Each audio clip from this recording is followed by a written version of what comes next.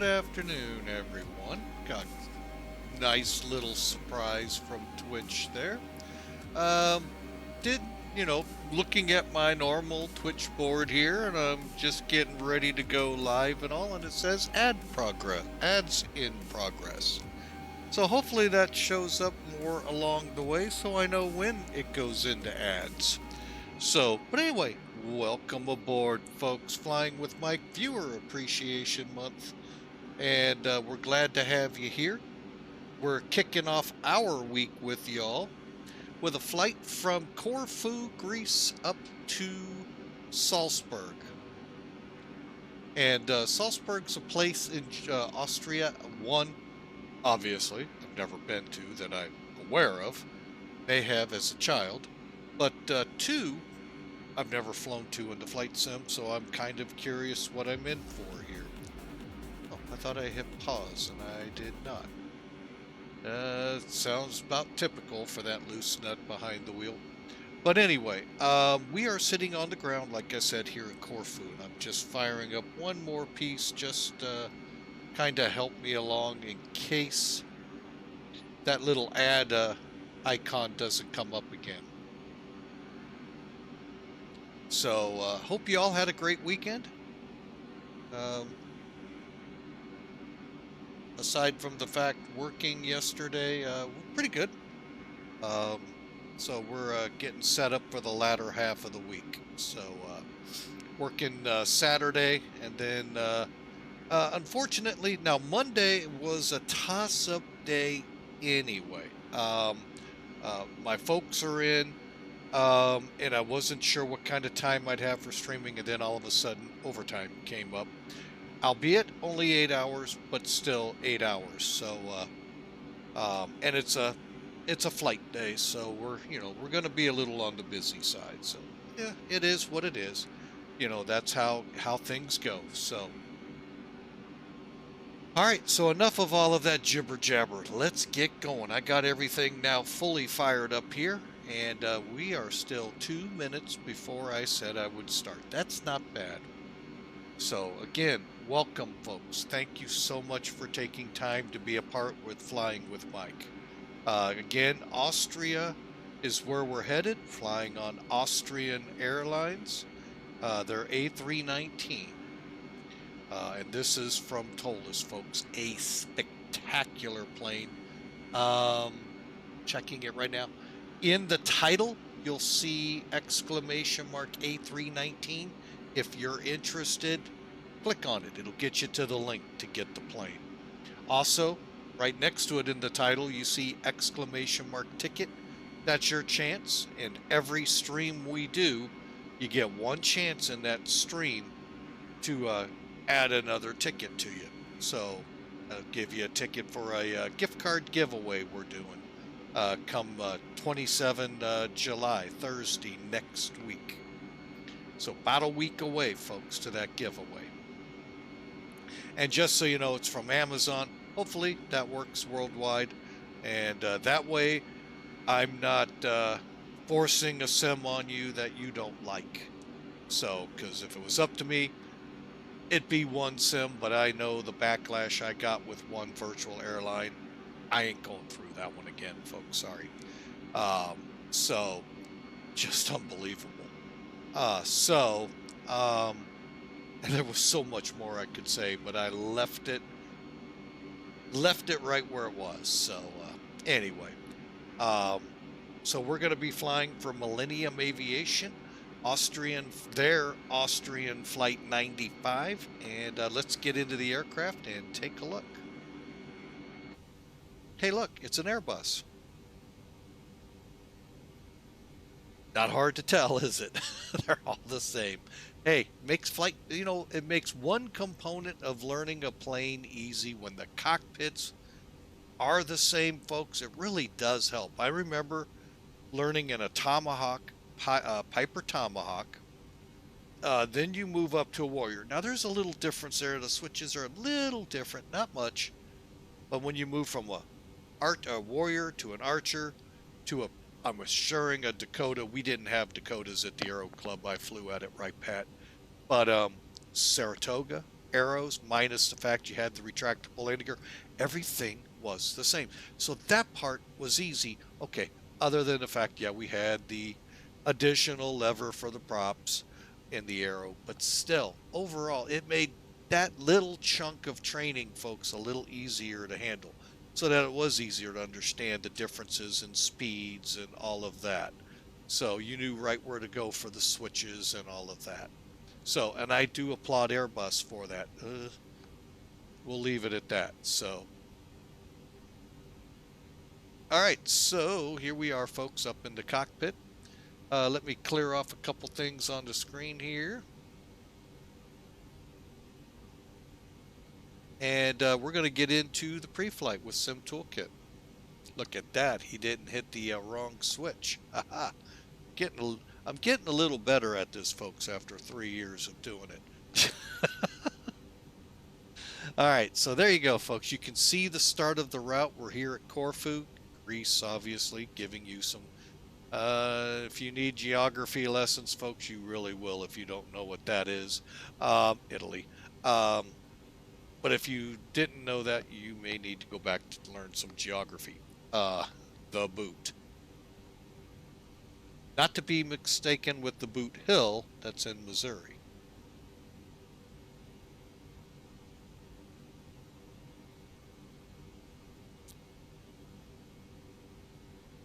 And yes, folks, that conspicuous break there was so that I could get a cup of coffee. Anyway, and I actually got some sleep at work yesterday. So you're all going, you get to sleep at work? Yeah, that's what firefighting does allow for. All right, actually, we've been a little busier than normal, so getting a little. Not sure what's going on with all of that, but we've seen an increase in emergencies and stuff, so you never like that when you're at an airport. So anyway, that's not what Flying with Mike's about. Flying with Mike is about pre-flighting to Salzburg, where everybody loves to go, I guess. And if looking at the topography and all, it looks like, and you guys out there from Europe that are still with us, because I know it's beginning to get into your evening hours there, is that the foothills to the Alps, or are we in the Alps at Salzburg at that point? I can't tell. I know Innsbruck is in the Alps, but I'm thinking we're like right on the foothills or right on the heel of the foothills, something like that. So those of you in the know, I'd love to know. Austria is one of those places I do want to go. Me and the wife talked of a river cruise coming down there into Vienna and so forth, but obviously haven't gotten around to it. But that whole Austria is really, I just love it. Innsbruck just looks spectacular on the sim, so I can only imagine how the injustice of the sim is versus the real world. So, but anyway, that's where we're headed, Salzburg. And we're headed to a 9,000-foot runway, so hey, at least we have that on our side. And there is a video, by the way, folks, I highly want to recommend to you. I may, in the flight, pull up the link and give it to you. A Cessna Conquest, I think it was, landing up in Canada. Highly recommend you watch this video. You'll think I'm the pilot, and I am not. So, wow, what a hard landing this guy did. Woo. Oh my gosh. Actually a little scary at points. So that's my only teaser to it. So anyway, so let's get into it, shall we? Loadout for today. Got 121 people about to board via the staircases outside. 26,600 pounds of payload for 116,600 pounds of zero fuel weight. We're going to throw 16,200 pounds in the tanks and blow out of here, folks. Cost index 35, and we're going to head up to 36,000 feet. So pretty good flight up ahead. Weather-wise, out of Corfu, what do you expect in the med? I mean, It's 31 degrees Celsius, which I think's low 90s. I've got my little conversion chart here. Hang on a second. Where'd you go? Where are my temperatures at? There they are. Yeah, we're into low 90s. Humidity's in check in the 60s, upper 60s. A little humid, but hey, with a variable wind, folks, beautiful day on the Med. I'm sure there's no one at the beach. Would never be. Um, Buy that one, folks. I got a bridge to sell you to LA from Phoenix. Over there in Salzburg, not much. Well, it's in the upper 60s there. We got a broken layer of clouds to deal with. Up, and I see Philly Digit is along and got another ticket. Man, that man is just racking them up. He wants that gift card. Oh, let's see. All right, got you in there, sir.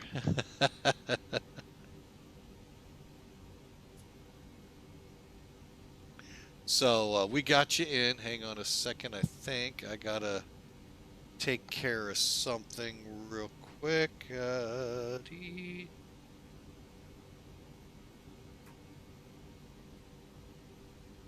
All right. Don't mind if I don't. I love it. I love it. I love it. All right. So let's get going here. Where were we? Oh yeah, we were on the weather, and looks like a nice a southerly, southeasterly wind there. So favoring, of course, a good. I'm not sure what runway we're selecting. 150 looks perfect for it. So, all right, and there you go, folks. There's our loadout for today. With Sim Toolkit, we'll go ahead, take a look at this departure real quick, and then we're going to basically get right into planning. Okay. So coming out of Corfu, we're going to take off, make a intercept turn to track to KRK, come off KRK, intercept to head out to OLGAT, basically. Now we have an intermediate fix, but that's the gist of it. I'll show it to you here so you get a better visual on this. So basically we're going to take off, intercept 138 off of Garitza, GAR, head out to Kirk, come around, intercept off of Kirk to 310, and head out to OLGAT. Now this one's kind of laughable in most airplanes, so I'm not really sure why. But at or above 7,000. If we're not at or above 7,000 by here, in my estimation, unless this is closer than I think, wow. So, well, you know, well, like I said, first time taking off out of here.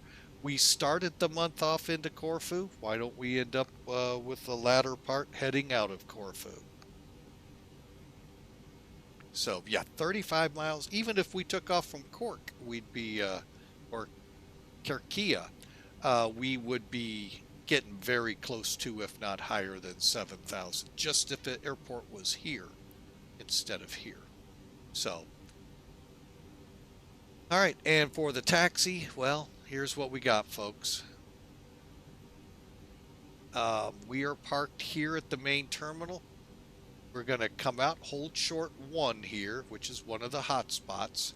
Wait, and then back taxi, 3-4, turn around, take off on a 7,700 foot run. So pretty simple stuff here, folks. Ensure before coming to a stop, let's see, a caution, violation. Okay, so they're saying before coming to a stop. I'm not sure what all of this is about. That makes no sense. So I guess I'm supposed to make sure I'm holding short behind the hold position. I don't know. Huh. They must have had a lot of troubles there. Not really sure what that cautionary message is about. It's really, I'm having a hard time understanding it. So, oh well.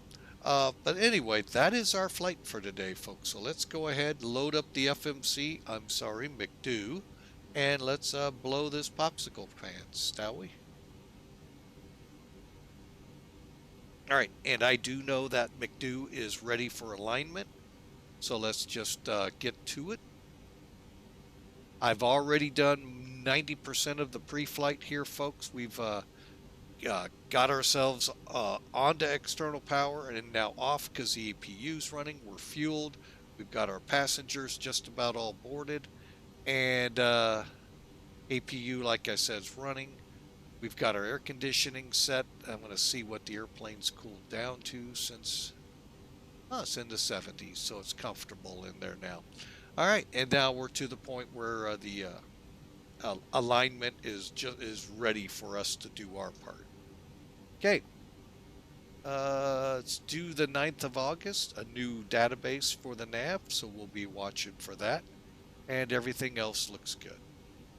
Go to the init page. You can do this one of two ways, folks. You can press the button here, or you can go to Data, Function, ACAR Functions, do it here. I'm going to go the easy route. Click it there. Why? Because I stay on the same page. And don't rush. Let it finish. One more step. There we go. Now you got your flight number. They're giving us 45, 46. Yeah, we'll go with it. What the heck? And let me quickly look at our coordinates. The chart for coordinates here, folks, is totally different than the way X-Plane 12 lines us up and what appears on Google. So I don't know which is right. This should be right on the chart because it's effective 30 June 20, I'm sorry, 13 July effective date. But I don't know if they're truly parking them this way. So I'm not going to really get into setting it up too much. And I'm going to just, well, you know, I can't. Oh, Lord. Sorry for coughing in your ears, folks. Okay.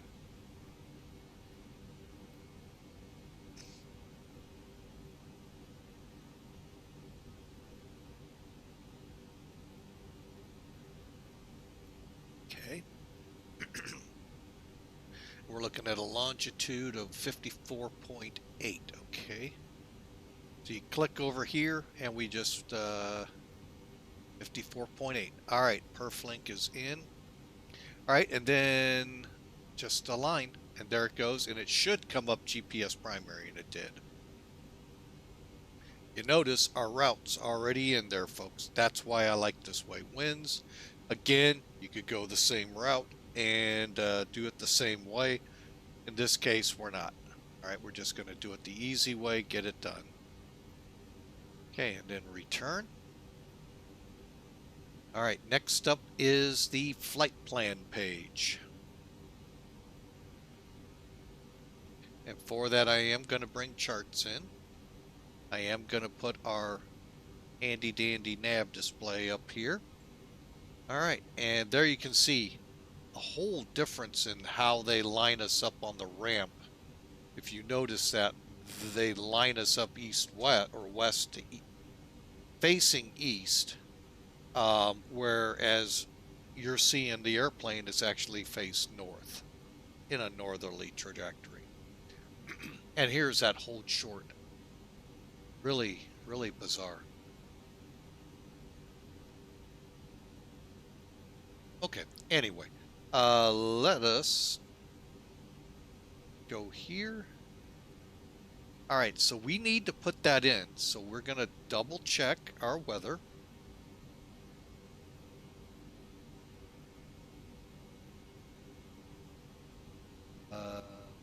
Double checked. It's variable.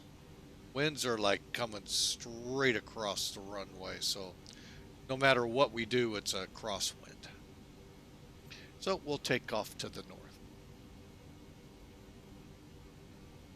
click the airport, click departure, 34, and then we're going to look for our departure, which is the OLGAT to Victor.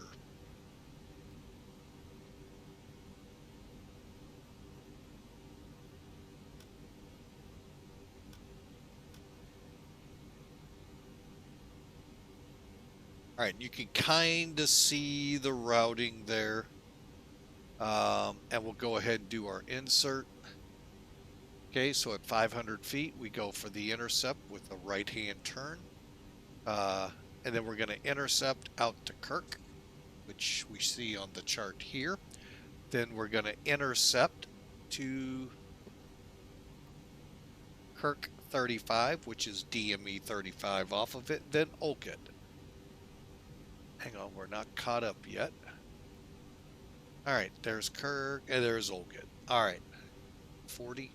Okay, so that takes care of good departure. And then we don't have many fixes up to our arrival at RASTA. And that'll be the RASTA, I believe, 2R, but we'll get into that in a moment. Okay, so let's make sure we have CRAYE, GISAM, and what we're looking at on the display is that nothing goes really astray. And by that I mean off by hundreds, 200s of miles in a direction not along our general path. KULEN and DARZA. KULEN, DARZA, ASTA, and then we get to RASTA.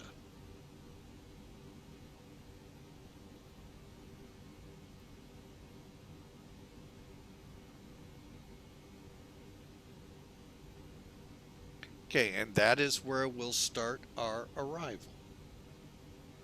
Let's take a look at it real quick. RASTA, we're coming in from some 13,000 foot safe altitudes down into the valley here.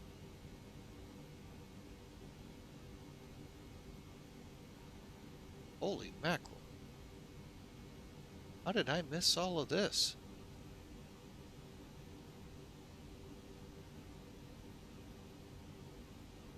All right, so that is, I'll stand by here. 4 all runways. Okay, hang on a second. I am going to do some planning with y'all right here.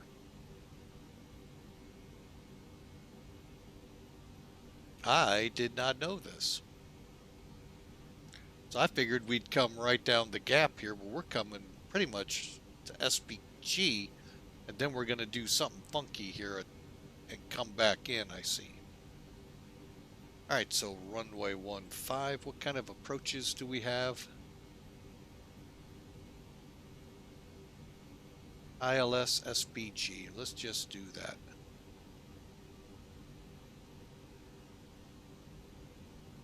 All right. All right, I can already tell what this is going to do, folks, a procedure turn. All right, so we're going to be coming in.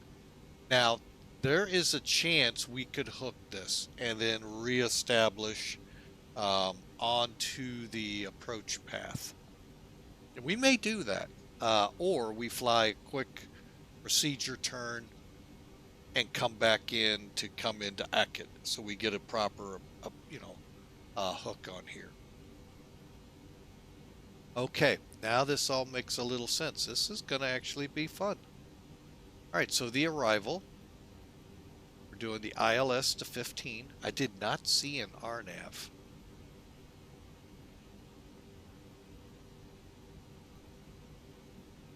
And that is the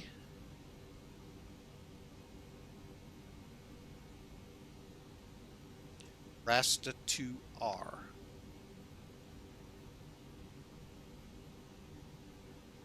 And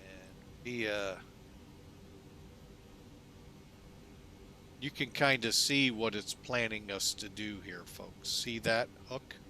Kind of like a little button hook onto the ILS.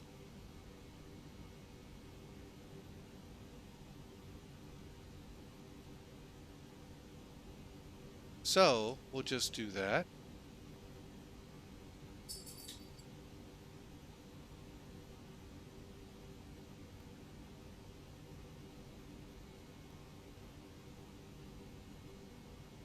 Ah, that looks better. See how it's doing that procedure turn, folks? Then we'll come in. Okay, we'll fly it just like we see it. All right. So there you have it, folks. There's this portion of the flight plan. There's our missed approach, which, hang on a second, is basically, let's take a look. Straight ahead OES south, then take a left turn back to the locator VOR 6000 hold. So basically we're gonna hold right out here in Salzburg. Am I catching that right? Yeah. Okay, and then our alternate is Vienna. So I could set up us to the whole route, departure and everything. That's actually visible, folks, in Sim Toolkit. Hang on a second. I'll show you where that's at. If you use the formats in SimBrief and go to the American Airlines one, it'll look like this. Hang on. SimBrief. Okay, there's the route I want. All right, come down a little bit in SimBrief and you'll see briefing plan, show details. And this will show up on the SimBrief, folks, if you have it too. Here is our routing. So from Salzburg, we're going to take the NEMA 3B to Int'l, NEMA 2W to Vienna. Pretty simple. So we'll just leave it as is. We'll take vectoring all the way. And there you have it, folks. Everything is set up in the McDo. At this point, we still got a couple things to go. See Int'l, and then the arrival. Hang on just a second.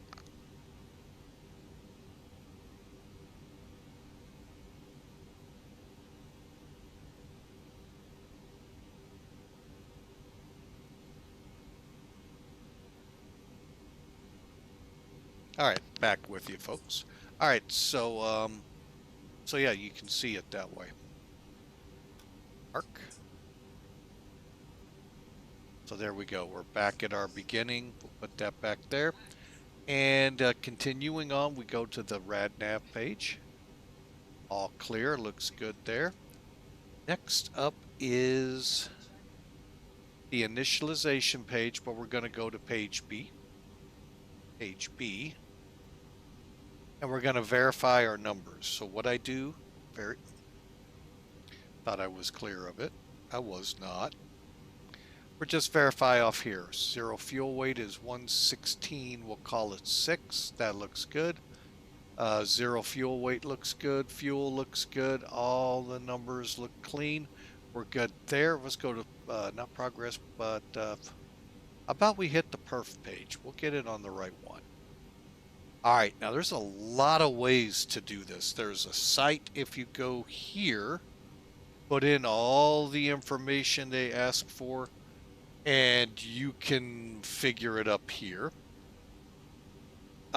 You can go here, figure out your departure. We have a 7,800 foot. Make sure your weather's correct, and it looks correct. Now, unfortunately, it only, I think, only does inches. So that's a bummer. But overall, it's, or you can do a toga. We'll kind of look at it here. Or simply click uplink, and that's what I am going to do. Put in your information. 107 is good. 238.2, we'll go with it. You know, hey, we really, it's just saying variable, so whatever we put in there, folks, it doesn't matter. And then request it. It's going to clear it. Well, it kept it this time. Now we're set to go. And this is if we toga. Get your togas on, folks.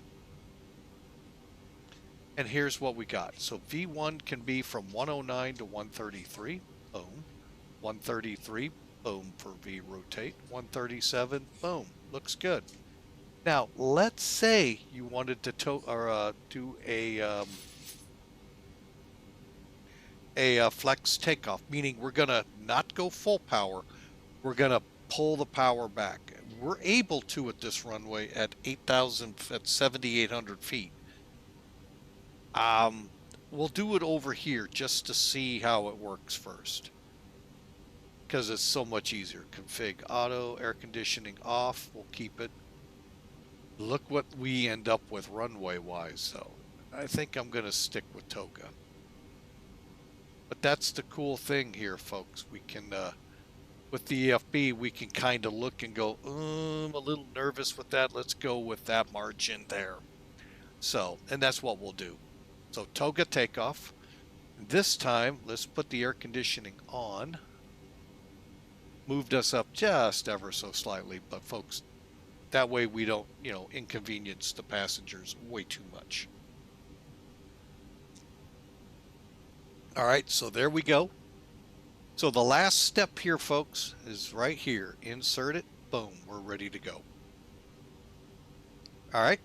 So again, V1, that's our safety speed, folks. If anything happens to the plane that will not allow it to commit the flight before 133 knots, we abort. And we've got plenty of room to get stopped.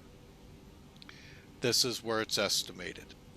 133 happens to be the same point where we can take off. So I'm going to know before that number if we're aborting or not. And if we get to that number, it don't matter. We're already past it by the time you react to reverse and all of that. You're already past that speed.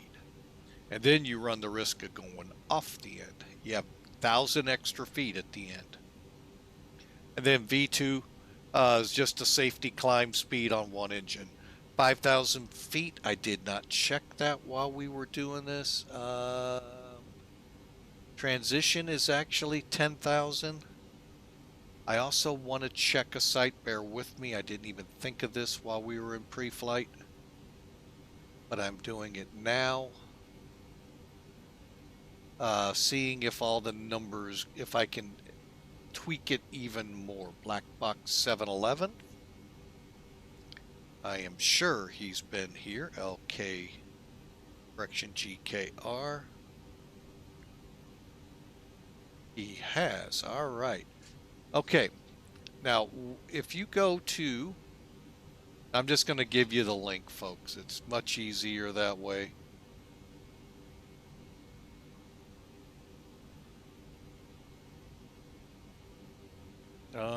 Here, let me just do it this way. I don't remember the exclamation mark command for this. But if you go to this link and it's set up, I believe, to the right place. If not, type in LGKR. And what it's going to give you is it's a great little site that one of these streamers out here, who's a real world pilot, all the airports he's visited, he's put in a database. So you can get actual thrust reduction acceleration right there. Engine out for your runway. Look at that. So, and it tells you transition 5,000. Chart says 10,000, so we'll go with his. So we'll throw that in here real quick. 1,000, that's 1,010 for both.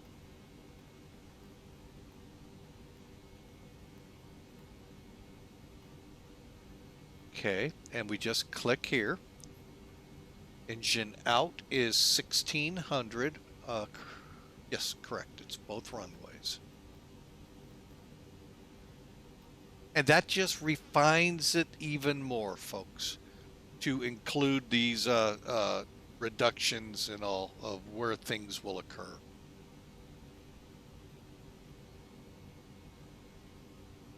Okay. That is the McDo, folks, which means we are just a few steps away from takeoff. Well, from taxis. So. All right, so let's make sure our altimeters are correct.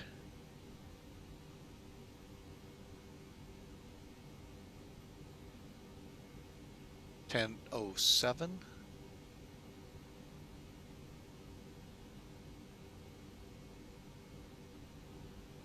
Actually, I'm just gonna. It's actually up to 10:08 now. Okay. Yeah, well, we could go back into the other pages and set it up, but we're not. Up one isn't going to be too harmful. Did the winds by chance change? We're still good. Okay. Um, Next up, we need, okay, so we need to move into the middle here. Hang on. Okay.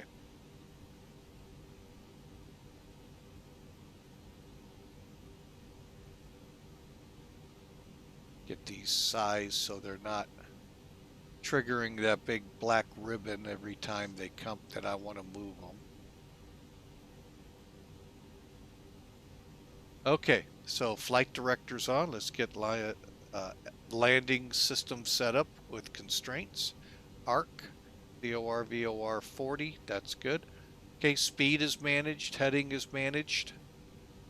So when we go onto autopilot, boom, it's right on. Thing we haven't set up yet is the climb out, 36,000. Okay, and then just mimic it over here. All right, anti-skid switch on, and finally switching panels all 12 o'clock, so they're normal. Transponder is set and ready.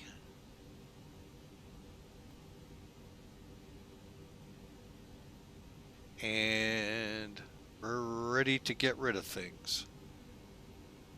So, one of the neat things with this airplane, folks, okay, first off, before you do what I'm about to do, make sure you're off the external power. We are. Click it.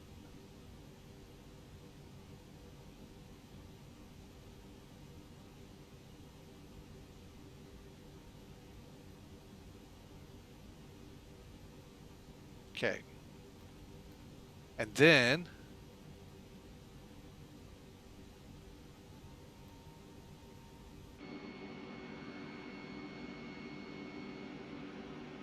just kind of let you watch.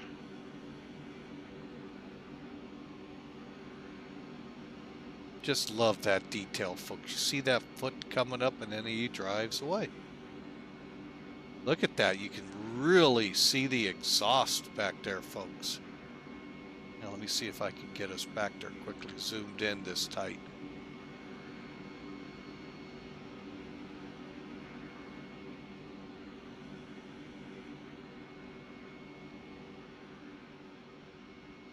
Look at that exhaust plume, folks. That really is really well done. They've really taken those little extras, folks, like I said. Here, let me zoom in. I'm going to bring the front one up. Just go to auto. Watch the little feet here, folks.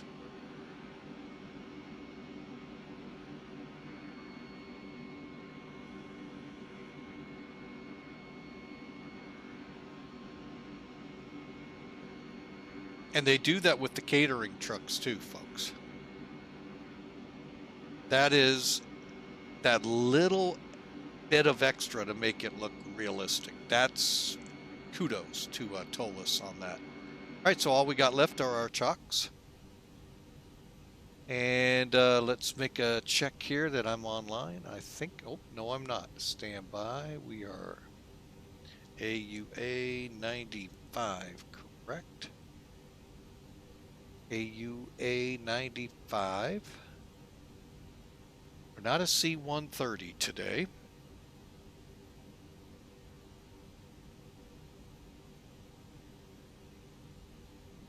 And we are connected.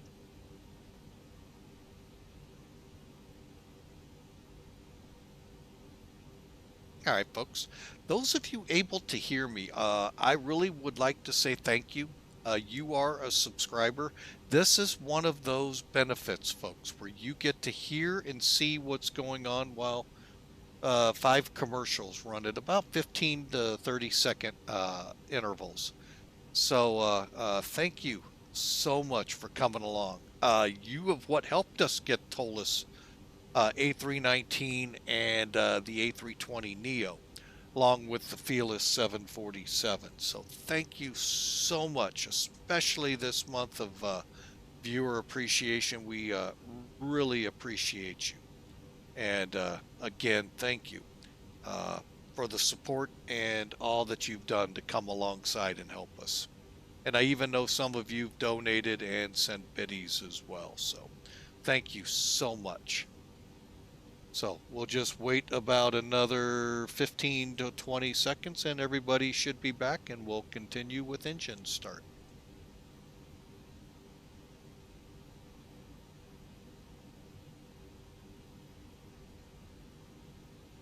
Oh, and it is telling me add brakes. Okay, I just got to be there.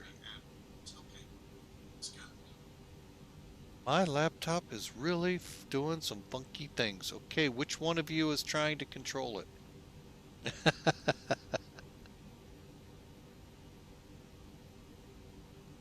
All right, welcome back, everyone. Thank you so much. I still show us in an ad break, yet I don't see one on my laptop. That is weird. Okay, well, welcome in, folks. We are going to go ahead and proceed with engine start. I'm just going to give the 15 seconds here to make sure that we do have everybody. And we'll go from there. Folks, I was just saying while we were in the break and thanking the subscribers and Biddy, well, subscribers are really the only ones that get it all the time. The ad-free viewing, that is one of the big perks. So just thanking them, but I want to thank you all as well. Just because you follow, folks, you mean the world to us as well. Because without you all, there's no way we could be an affiliate. So we have to have all of you, all parts of the body working here to be affiliate with Twitch. So thank you so much for coming along, taking time out of your day to watch this loose nut behind the stick. Try to fly some of these aircraft, and it truly is sometimes try to fly. So thank you again.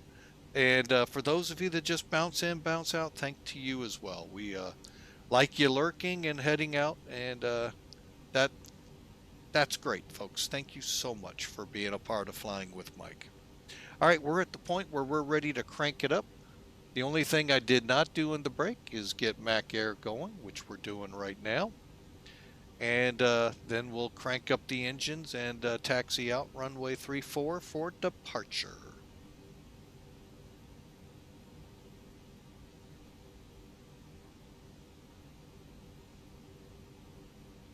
Just takes a few steps to get the program running.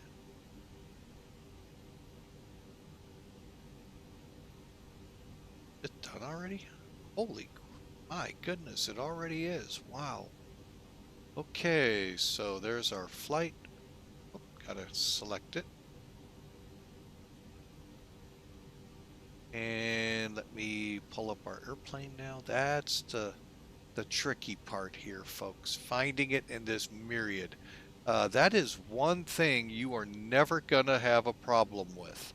Flying the aircraft type or livery. They have a list of aircraft and liveries if that you could have in your hangar.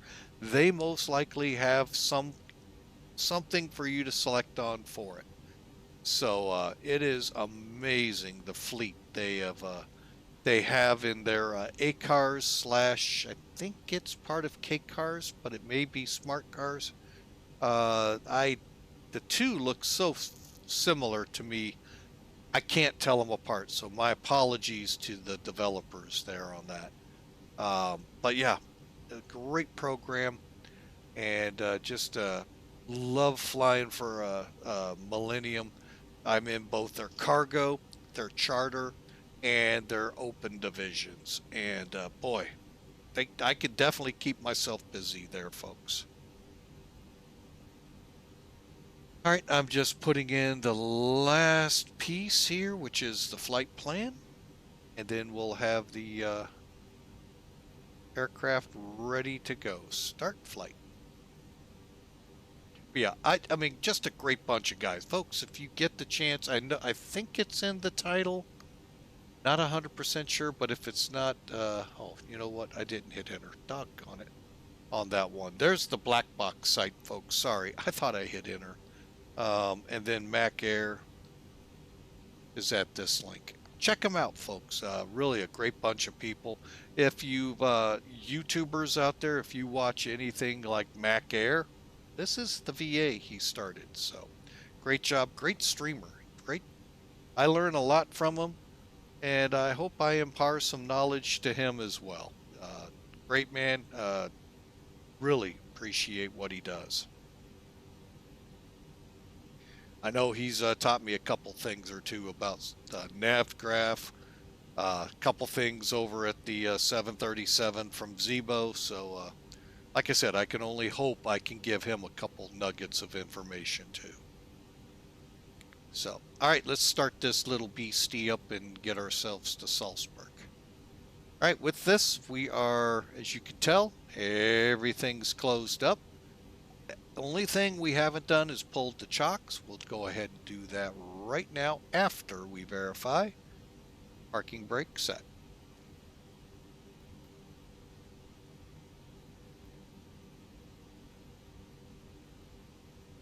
Got to be careful doing that at some airports, folks. You will roll. That's why I say that. Beacon on.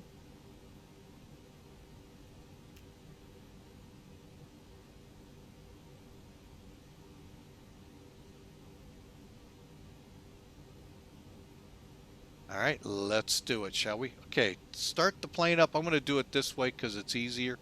Your mode switch here, go to the right one click to the ignition. Now I'm going to switch views. I know you're a little seasick. Start number 2 this time. And basically, we're just going to let it go, folks. That's it. That's all you got to do in this plane. And she starts up on her own. Now, in certain cases, you may have to start it yourself, meaning you can't rely on the automatic. Those starter switches are right here. If we have to, you know, cross bleed and all of that good stuff.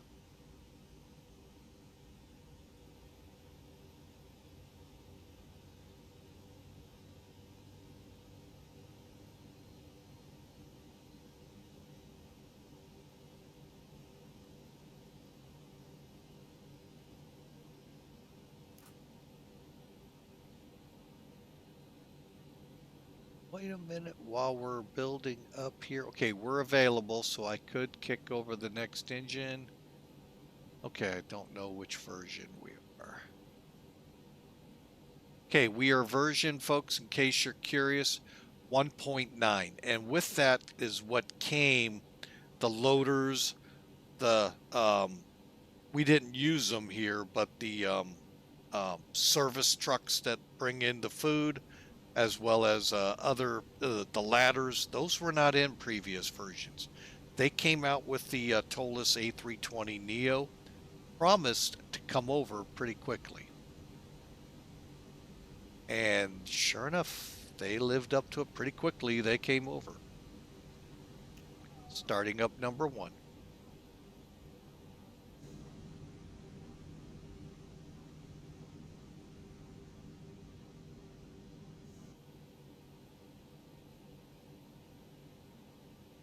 See how we're set here sound-wise.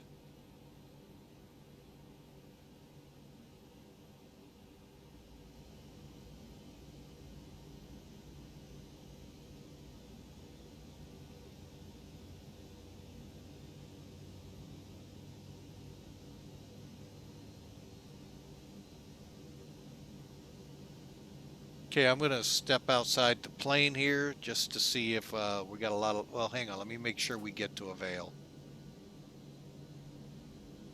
That should be coming up. There's Avail. To go ahead and start our stopwatch, 3 minutes for a warm-up. Okay. It is doing that, okay. All right, so let's do it. We're started up. We got the Avails. Move the start switch back to normal. APU bleed now can come off. Packs, no problems, okay. Okay, ground spoilers. Let's see, go ahead and pull those to arm them. Flaps. Flaps 1. Okay, pitch. Basically what we're doing is setting the trim.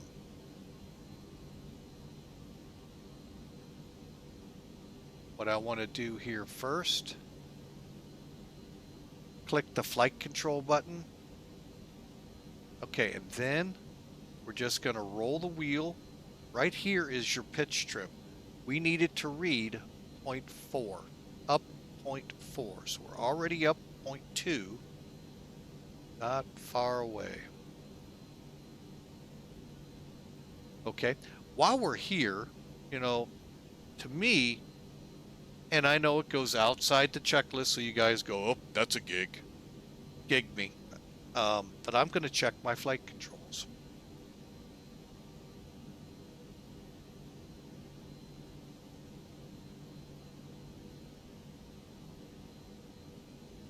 Okay, ailerons look good.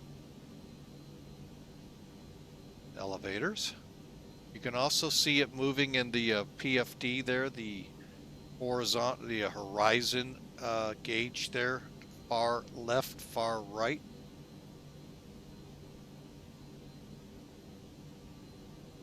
And then the rudder.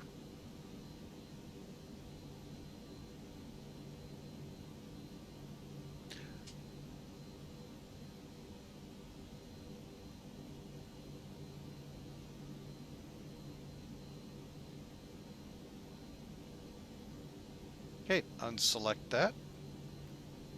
And basically I just went a little out of the checklist. All right, so engine in wing ice we don't need. Go ahead and shut off the APU. Slides. Yes, we can arm them. Problem is, doesn't show much up there. We're not on that picture right now, but yeah. And we can get rid of that. Okay, nose wheel lights elapsed time. Let's get that running. ET down here. He's not phoning home. Brakes, we'll check. Flight control. See, we just did that FMA. We've got a few items here to go address. Auto brakes, brake fans, and cabin. Cabin is very simple. Lights. And do the test. Did the aircraft study? It passed. Predictive wind shear is off. Go ahead and turn that on right now. I really do not know if this works. And here we go. Brakes off.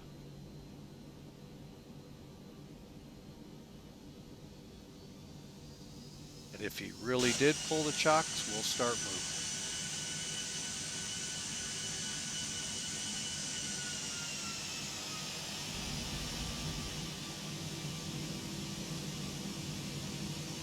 See what I mean? How the ramp would look different. They're lined up like you would expect for pushbacks and all, but mine is painted. I'm thinking they probably really are, but even Google, I can't fully zoom in, but I get a picture that shows them pretty much like this.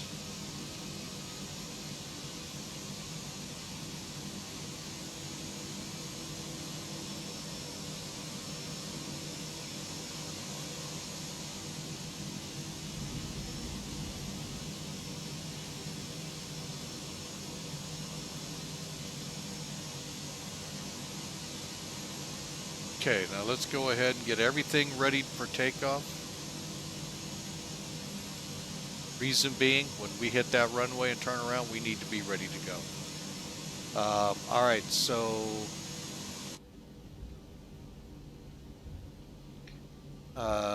let's see here. We've done engine mode as required. Okay, hang on, terrain. We got to get some stuff set up. So we're going to go ahead and hold short. Get things readied, and then do it. Captain Duckman, welcome in.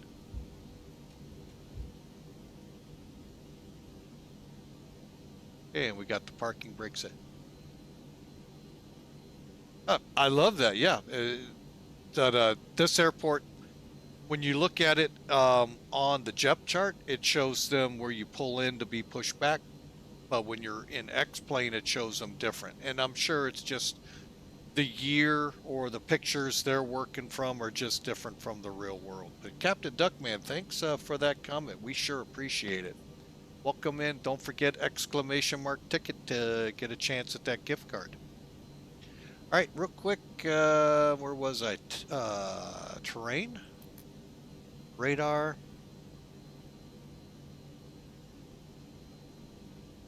I really hate this when it makes me have to do it this way. We'll go to radar turbulence.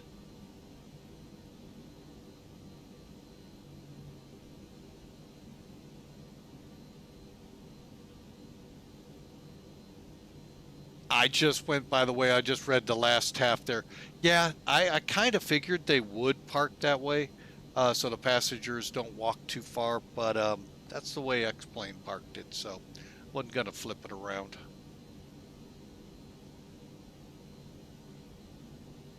Okay, radars are set, and okay, brake temperatures are good.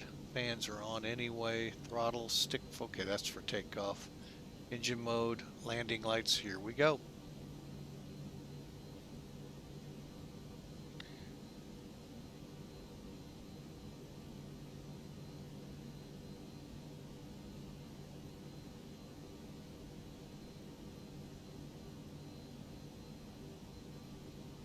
Okay, what's going on here?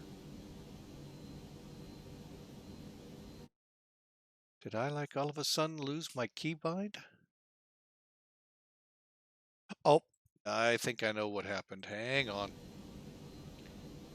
Yep, that's what it was.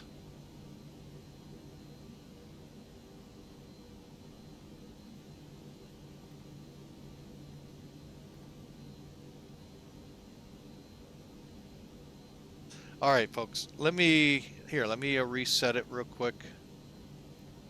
I don't know if I'll be able to really see.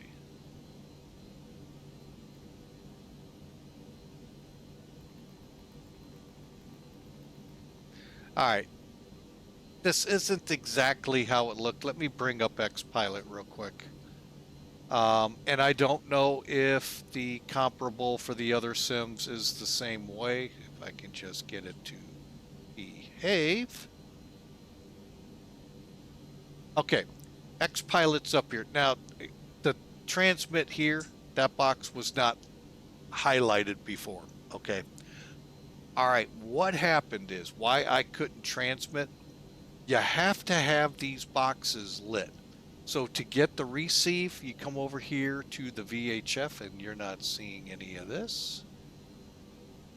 I'm not even sure you're seeing, well, yeah, you are. So to get the receive, you come over here to VHF 1, highlight it, and you can turn it up, turn it down.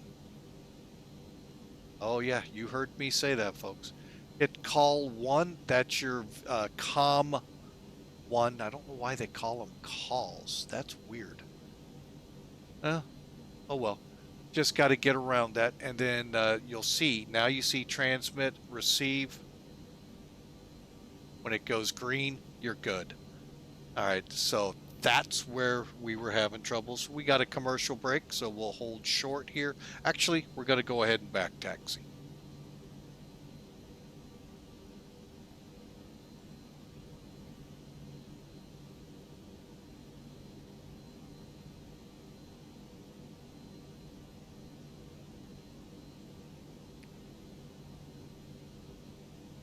Corfu traffic, Austrian 95, back taxi, runway 34 for departure. Okay, here we go, folks. Flap set, brake set. All right, let's go ahead. Turn on our wing lights. Strobes are on. Landing lights.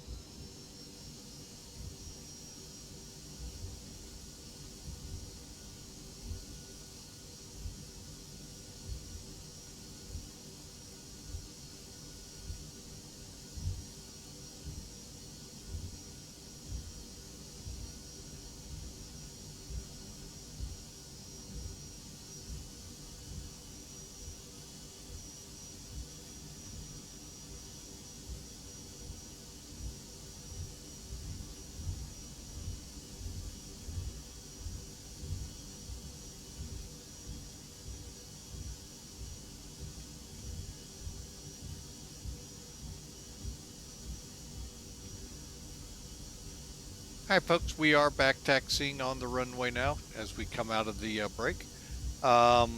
Just so you know, that's why we were having troubles with the comm. Make sure you turn the speaker, is what I call here, and your microphone here on. And you'll see them on your client. They'll go from, hang on a second. If you look at what COM 2 looks like, those, well, I call them dark buttons. I don't know what you want to call them. To where you can actually physically see a button highlighted and all. And then when you talk, it'll turn green like that. All right, and I just like pulling it away because you all want to see.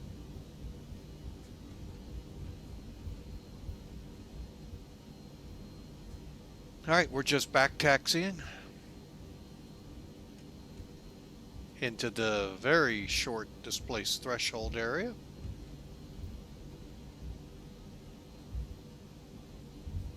Okay, just making sure everything's set. We are.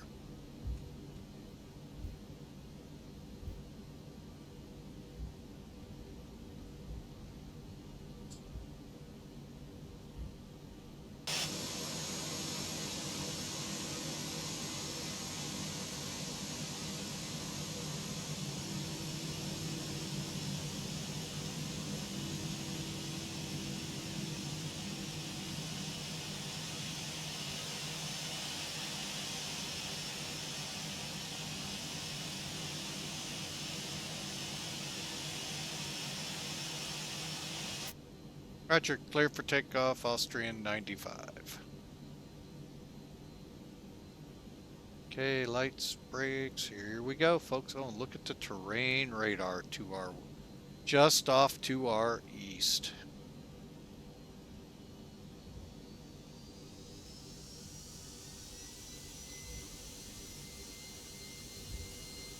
Again, toga takeoff.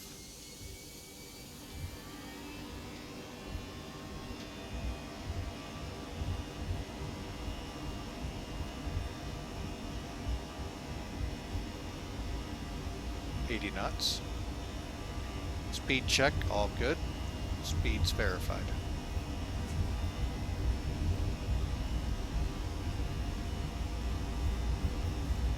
V1. V1. Rotate. V2.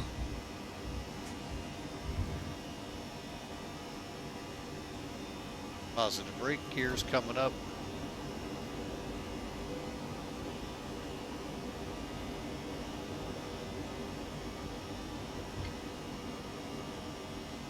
Autopilot. Gear up.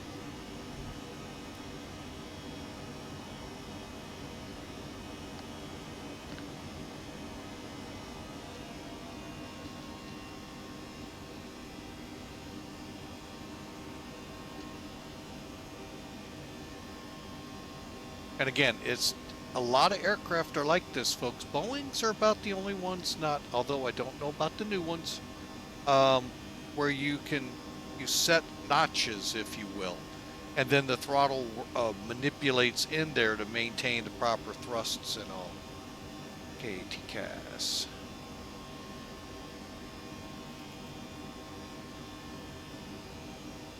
We're going to go ahead and fly the departure, folks, even though we could have probably gone direct.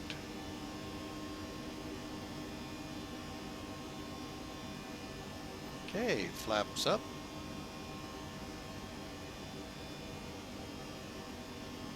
All right.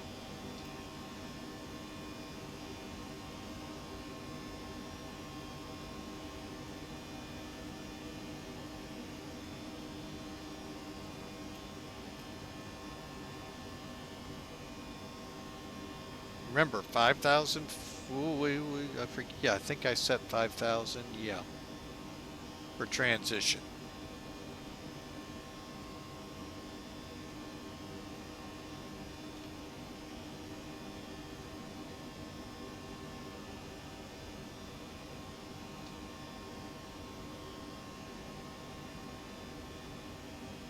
And finally, ground spoilers.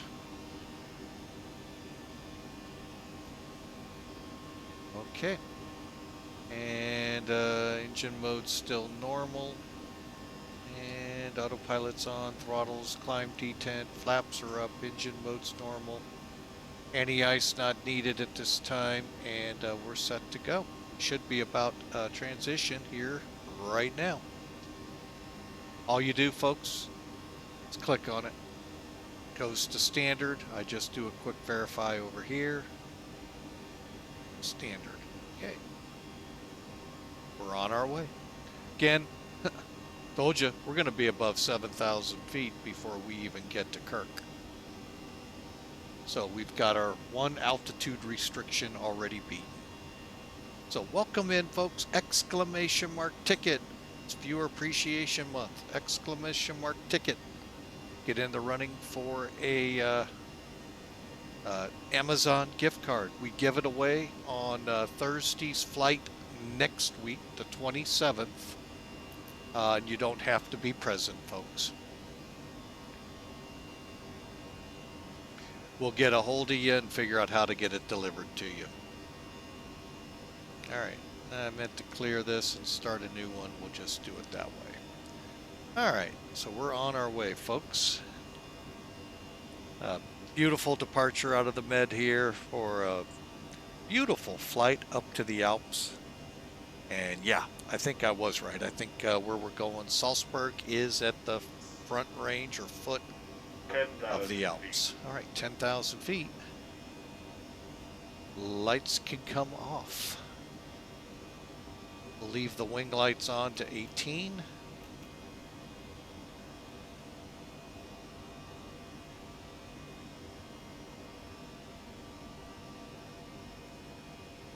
We must have a restriction.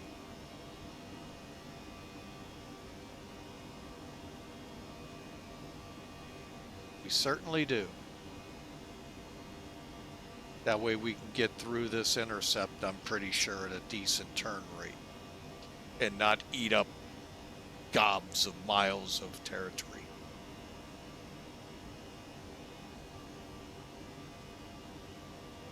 But again, welcome in, folks.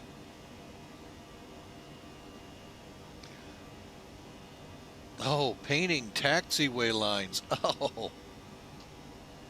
Oh, that sounds fun. Oh, man.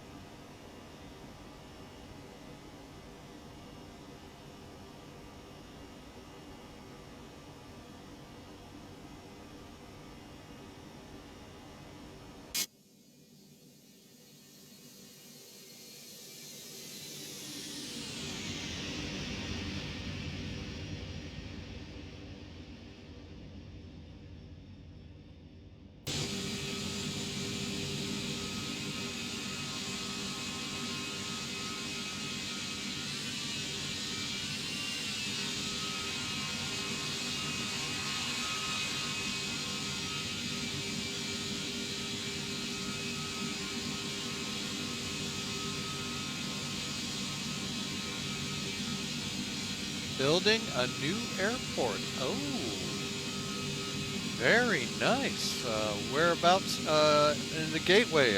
We're here over at the Mid-America Airport. That's where I work in the real world. Unless we're talking a different gateway. Yeah, I thought so. We're about, what, 5,000 to 7,000 miles difference.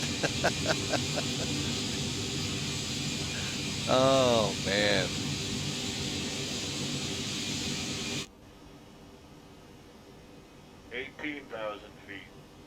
Yep, that's definitely a little jaunt from St. Louis.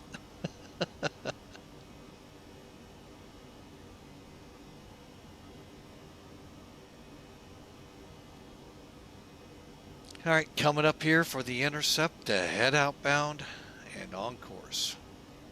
And by the way, folks, if you didn't see it, I like doing this sometimes. There's our departure airport right there. We should be getting ready to turn.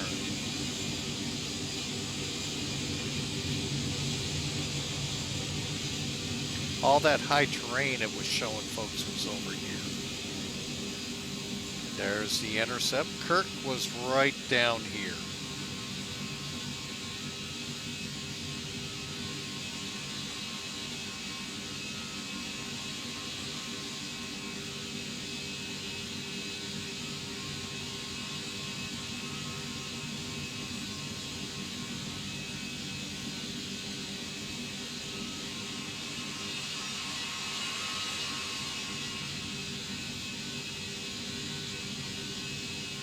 Boy, folks, look at that sky. Not a cloud in the sky.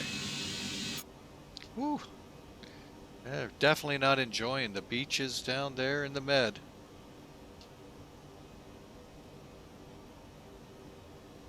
Oh, it's just a runway. And you know, I remember those days with Microsoft where military airports and a lot of GAs as well, just a runway.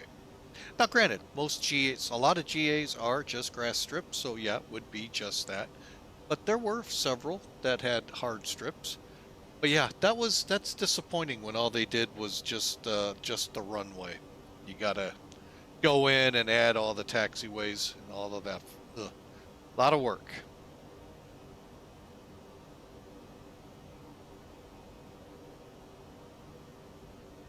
But I am gonna write that city down and see if keep an eye out for it.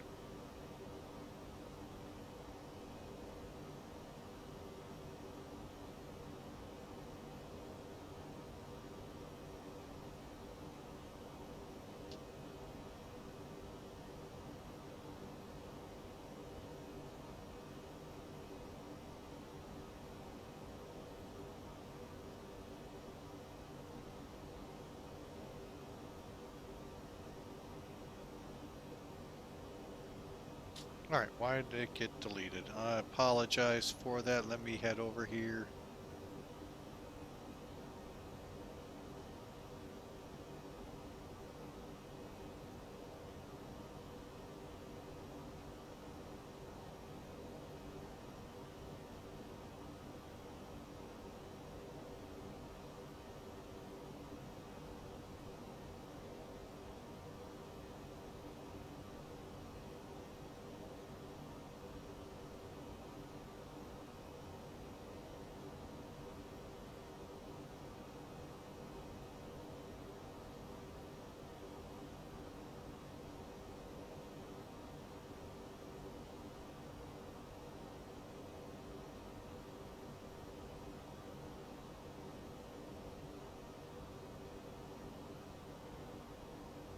So,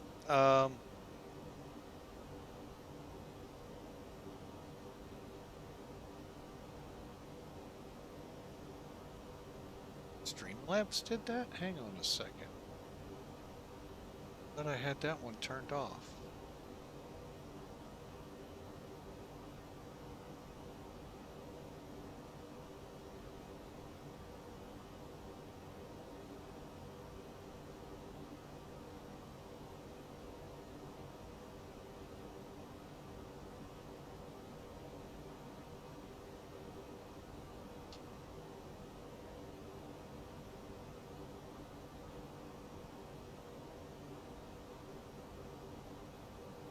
Ah, I have that one turned on. Okay.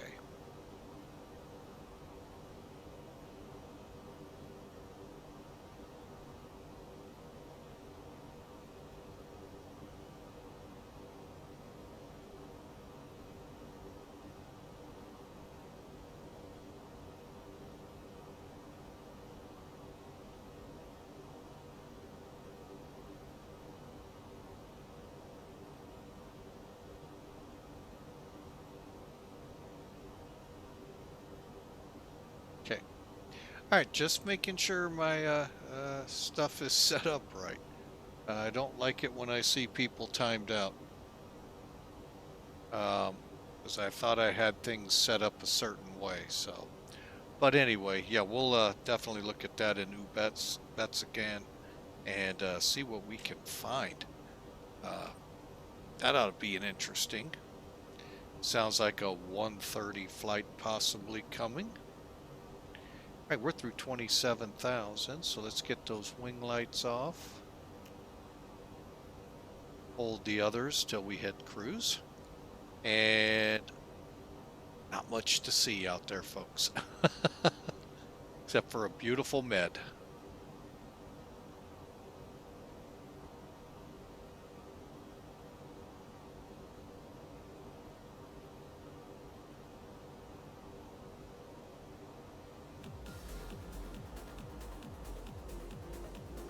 All right, folks, looking at the clock, we got about an hour and 18 minutes to go. We're cruising up the med, like I said. We got a little, I think that's a little bit of Italy sticking out here. And then we'll be kind of banking to the right a little bit and flying up the med till we get to the Alps, and we'll be in our descent through the Alps. So that'll be a beautiful ride into Salzburg. Give us a few minutes here and we'll get into the arrival brief. Let's get up to cruise first. And let me see, how far are we predicting?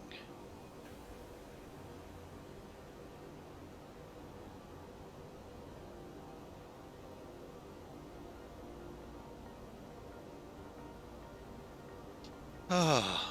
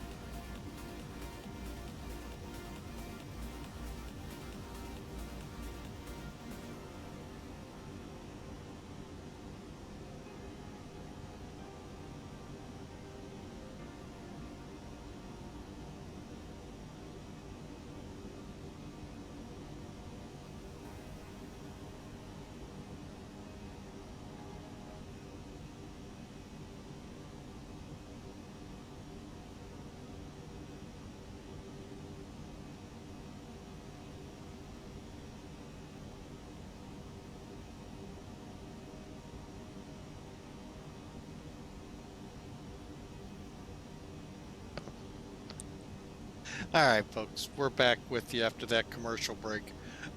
We are right now going over a little chunk of Italy. I'm looking forward on my maps. Oh, it's part of the boot. Okay.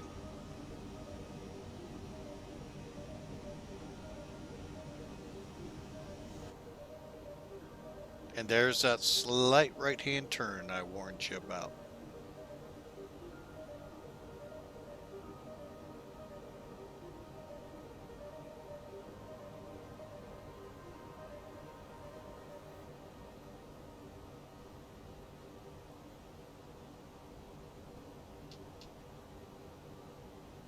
All right, got about an hour and 14 minutes. I'm going to take a real quick break here, folks.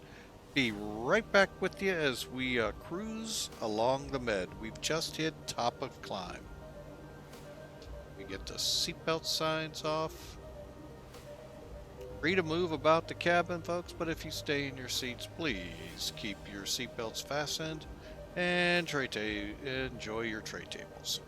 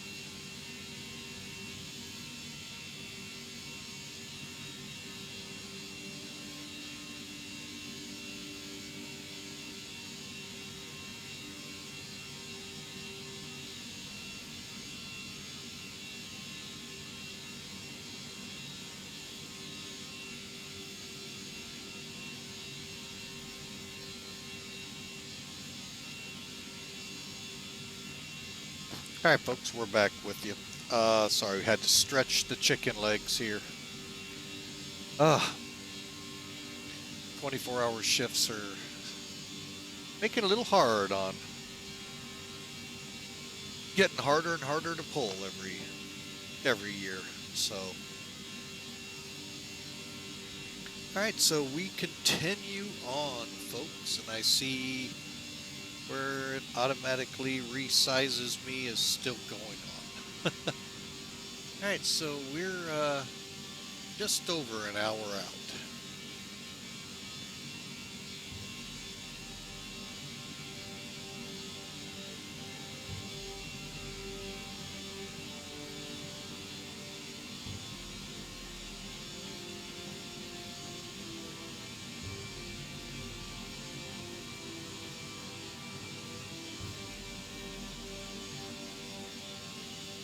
Again, hope you all had a great weekend. Hope your week has been going well as we hit the hump day today. I just realized, I think I said it was Tuesday.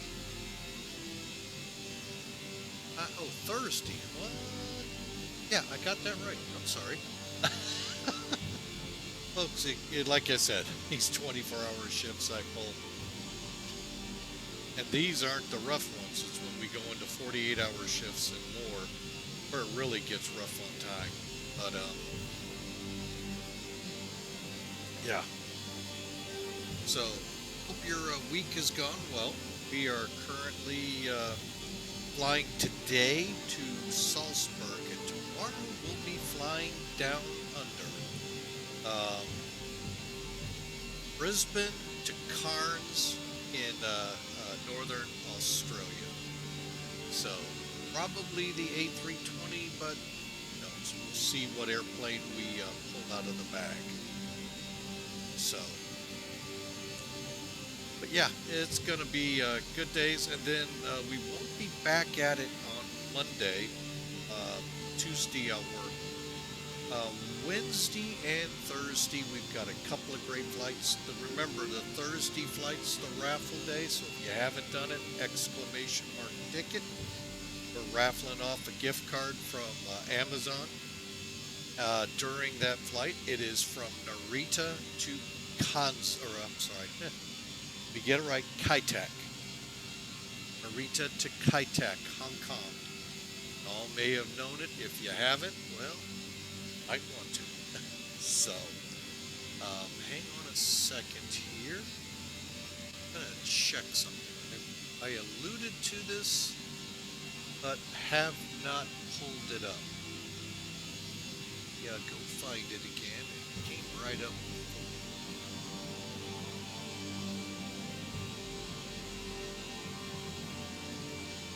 I know how to find it quick.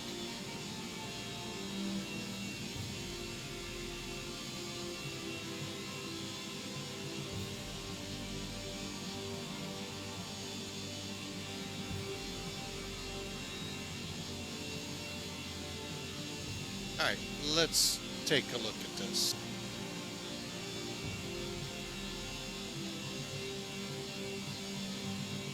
Oops, hang on a second. It's not working right yet. Hang on. Hang on. There we go. There we go.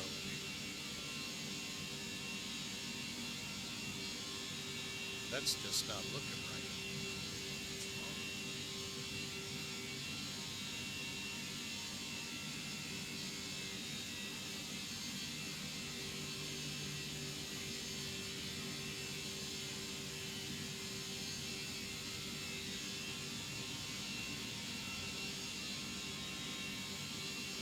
There we go. Now let's see how it looks.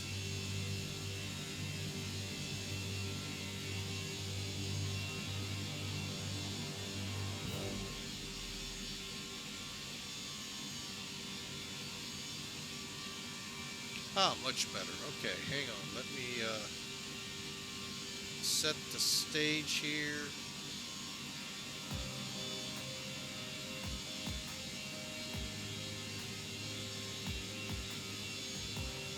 All right, folks.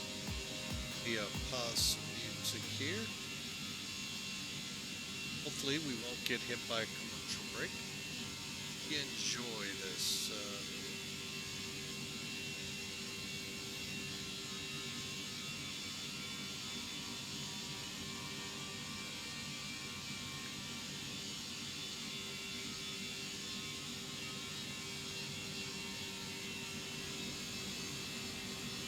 Again, a Cessna 451 Conquest coming in.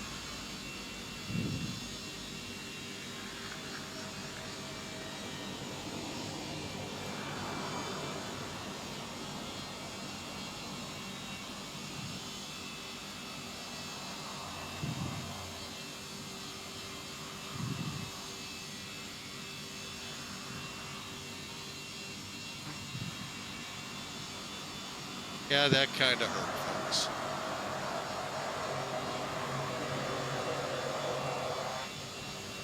Look at that nose move.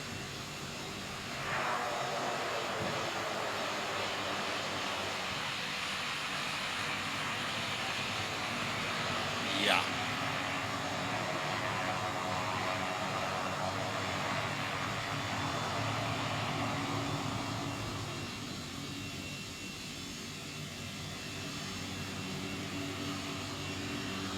I think the airfield's called Nelson that he landed at, folks, up in Canada. It is kind of a trickier looking approach. He's going to end up shutting down number 2. And, yeah, that nose gear is into it. Right now, at least it looks really functional. But, yeah.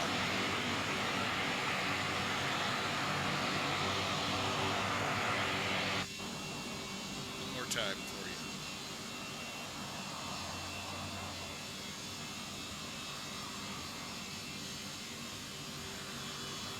Hate it when the ground comes up that fast.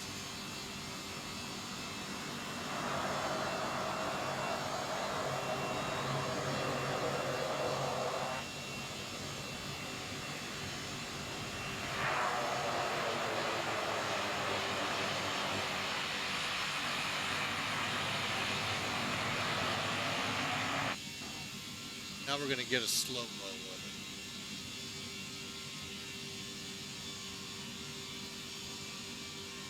Not 100% if he hit a blade.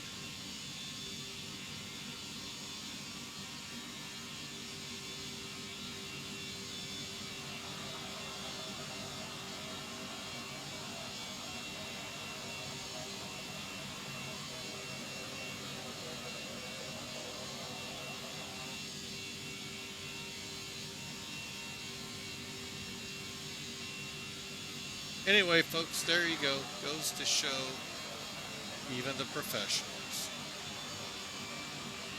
have a bad day.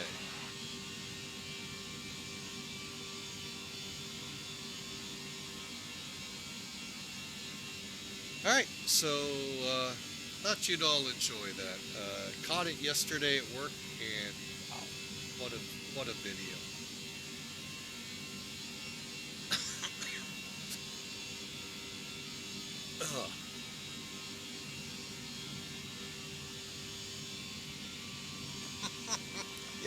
Yeah, those shocks need a checkup, all right.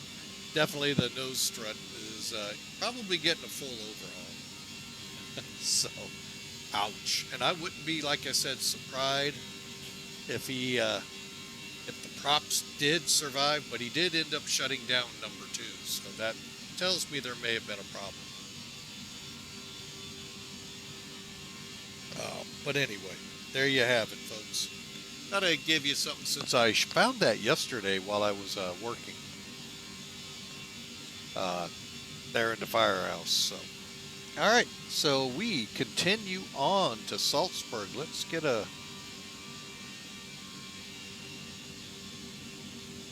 swing around here as we roll up the Adriatic coast right now.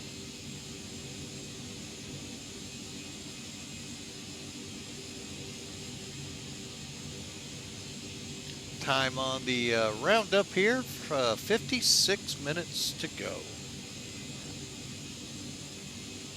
All right, so beautiful flight, folks. Look at, I mean, it is tough to find a cloud out there. Now, we did have a weather report as we get ready to go into ads. of Broken Layer at 7,000. So we'll see you after the commercials.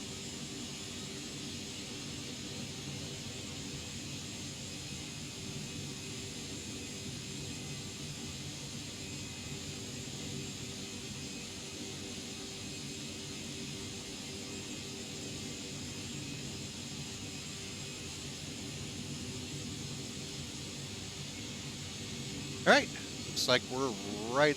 Whoa, well, mine came right out of it, but I'm still showing a minute and a half on ads. So we'll hold for about a minute and a half, make sure we have everybody.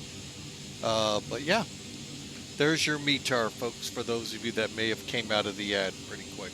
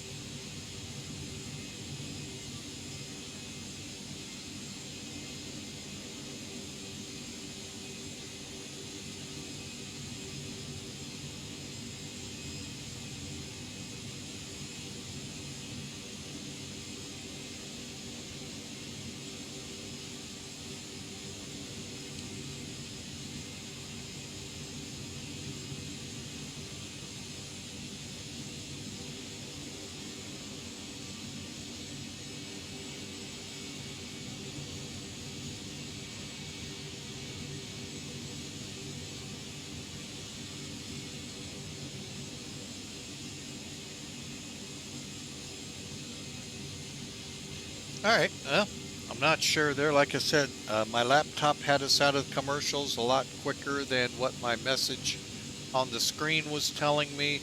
So we took the extra minute or so and let it play out. We're coming into the Adriatic countries here.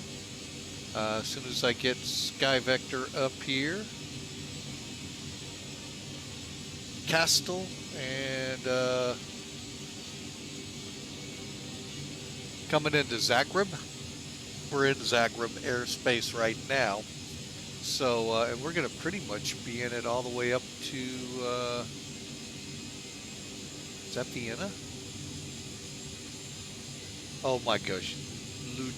Ljubli. Oh man, I can't pronounce that country. Sorry, folks. I love flying in that airport. That's a great airport, but I just can't pronounce it. Then we'll be in Austria. So we're making headway here, folks. All right, let's hop back in the office here. Dial out on our radar.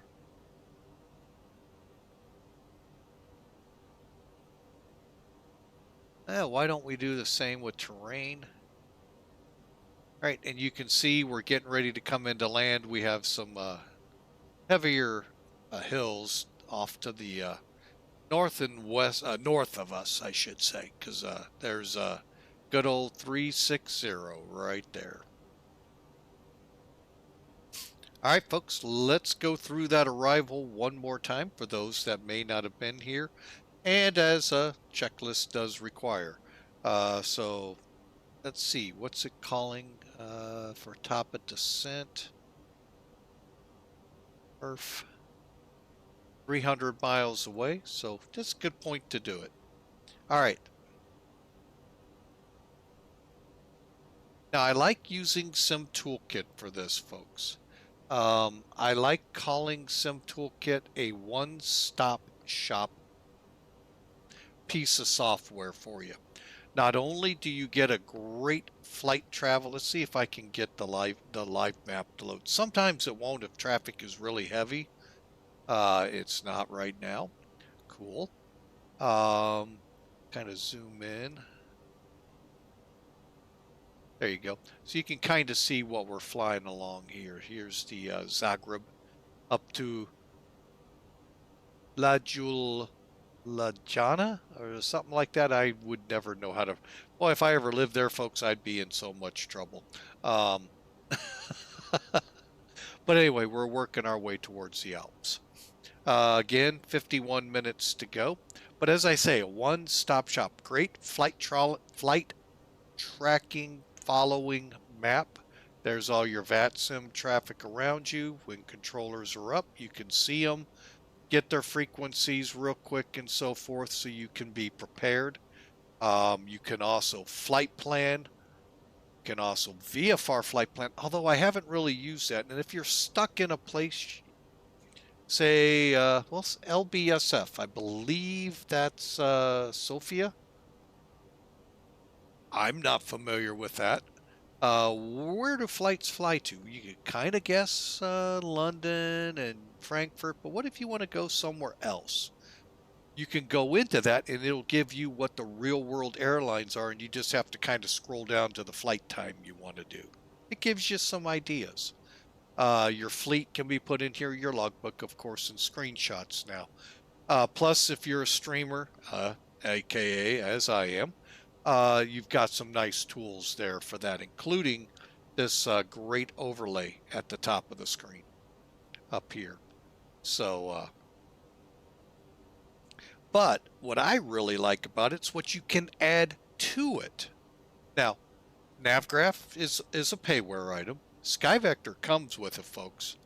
It's a beautiful piece of software. If you don't have it, very highly recommend you put it in your flight bag, in your repertoire of websites you go to. For instance, all I got to do is LGKR. We're not going to put the flight plan in. We're just going to do that. You can get an idea of what the straight line run is for it. We're going to be coming up this way and looping in. But you can also look at it in the low charts and World VFR. Basically what they do is they just put all of these sectional like charts together as best they can, meshing them as close together as possible, and you get a good view. In the US, it is the sectionals. Worldwide, it gets a little, it can get a little wonky. But, and you also cannot pull charts. US, you can. So it is a free source. So if you stay in the US, a great source for charts. It's free. If you fly abroad, like we do here at Flying with Mike, or even if I wasn't streaming, folks, I love flying in Europe, Australia, China, Japan, Antarctica. I actually like flying down to. I haven't checked charts for Antarctica, but Africa. Oh, we just flew last time from it's not a place people think of. Oh, what's the name of that continent or that country down there? Stand by. I'm going to get it here. It's just right on the tip of my tongue and it just won't spit out. You know what I'm saying? Botswana. That's it. Botswana. And down to Cape Town.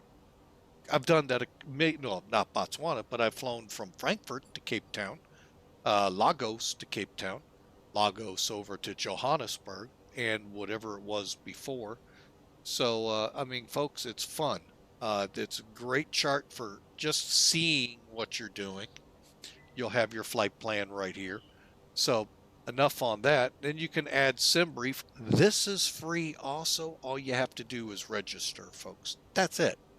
And you get an excellent flight planning tool for a lot of aircraft out there. And then if you're in the US again, DATIS. This allows you, say, I like to say you're going from Miami to Seattle, okay? You're over Atlanta, we'll just say, you start going, well, what kind of flow are we looking at in Seattle?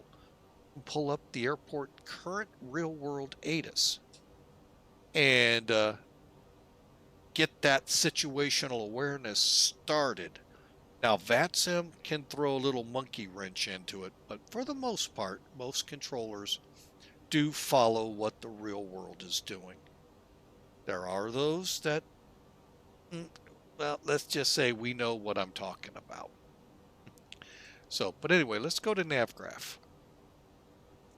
We saw this great departure depicted here on the chart. Folks, this is the chart. Now, I like using the VFR chart just so I know the territory I'm flying over. I could switch it to the high level, IFR high, drop down a little bit. We'll see the airways if I have them turned on. If I don't, we won't.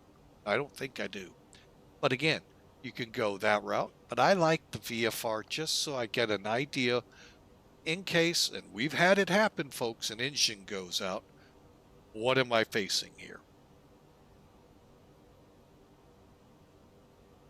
So let's get into the arrival, which is up here. Now I do have it marked out here. Here's our route, Corfu to Salzburg. We're coming into Salzburg. Now I have not attached our approach yet. We're going to runway 15. We got a 1 knot headwind, 5 knot crosswind. We're going to be on the RASTA to Romeo arrival. Get to that in a second. Let's attach, just because we can, our arrival. Add to the route. I thought we did this, but maybe I did it on the other one. All right, so what we'll be doing, as you can see, we'll hit SPG, do a procedure turn, come back, and fly the approach. Or maybe turn in early because we're visual. Who knows? All right. Okay, so for the arrival, got to be at or above. Okay, first off, it's the RASTA to Romeo. RNAV runways for all runways. Okay. Transition level set by ETC. I hate that, folks. That's the worst. I hate when they do it that way, because we're probably not going to get ATC to tell us. GNS, RNAV required, and so forth. Okay. RASTA above 12. WS 504 above 10, above 8 at WS 505, above 4,000 at Salzburg. We'll continue our descent. Technically, our safe altitude is 5,000 feet, so we'll try to use that to our advantage before we head in for the ILS, so we don't get down too close to the terrain. One other thing I want you all to note. Got 11,000, 13,000 foot, 15,000 foot. So we have to be mindful of terrain with our weather report. By the way, the weather last given I did during the commercial break, 160 at 5. Few clouds now at 8,000. So we got a good shot at a visual approach, and 1014 on the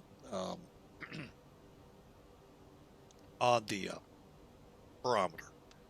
So, okay, Salzburg 13.8, and our initial for 15. So once we do the procedure turn inbound, that's our initial fix. Okay, turning to that.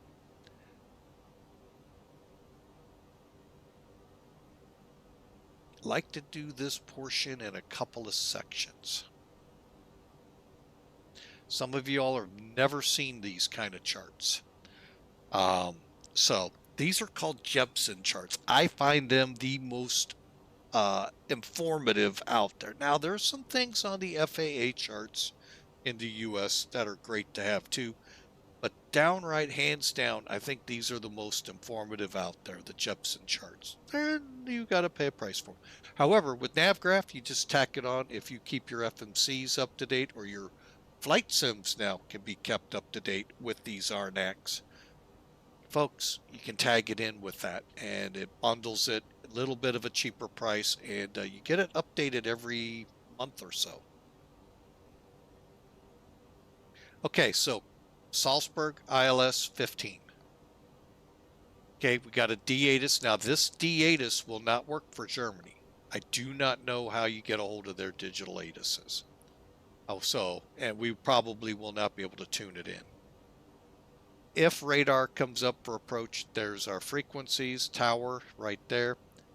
Now, for the localizer, Airbus and your 737, you have to put it in. 767 you do. 777 and 747s, you may not have to put them in. But there's your frequency. It's 109.9. We'll check it as we get close to the star just to make sure it loaded right. Final approach 153 on the course. Distance 8.1. You can see it on the chart here. That's our point where we need to be on the glide slope, 4,000 feet, which is 2,500 feet above the ground, coming down for the runway. We'll get to the decision altitude. Obviously, they're not showing them here. And there's our air elevation and runway elevation. Okay.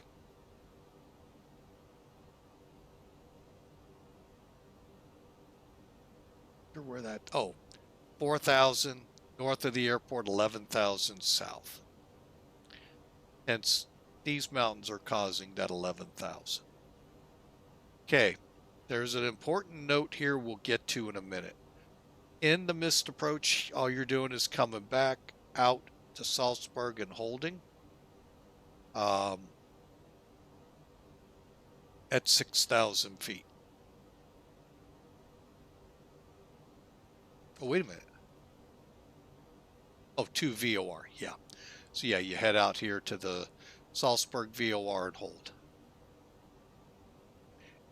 Very important note here for minimums based on missed approach climb gradients less than 5% localizer.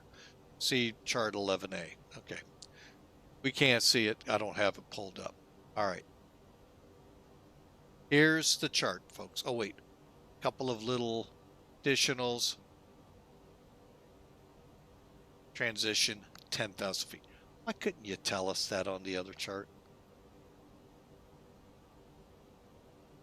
I don't get it. Don't get it one bit.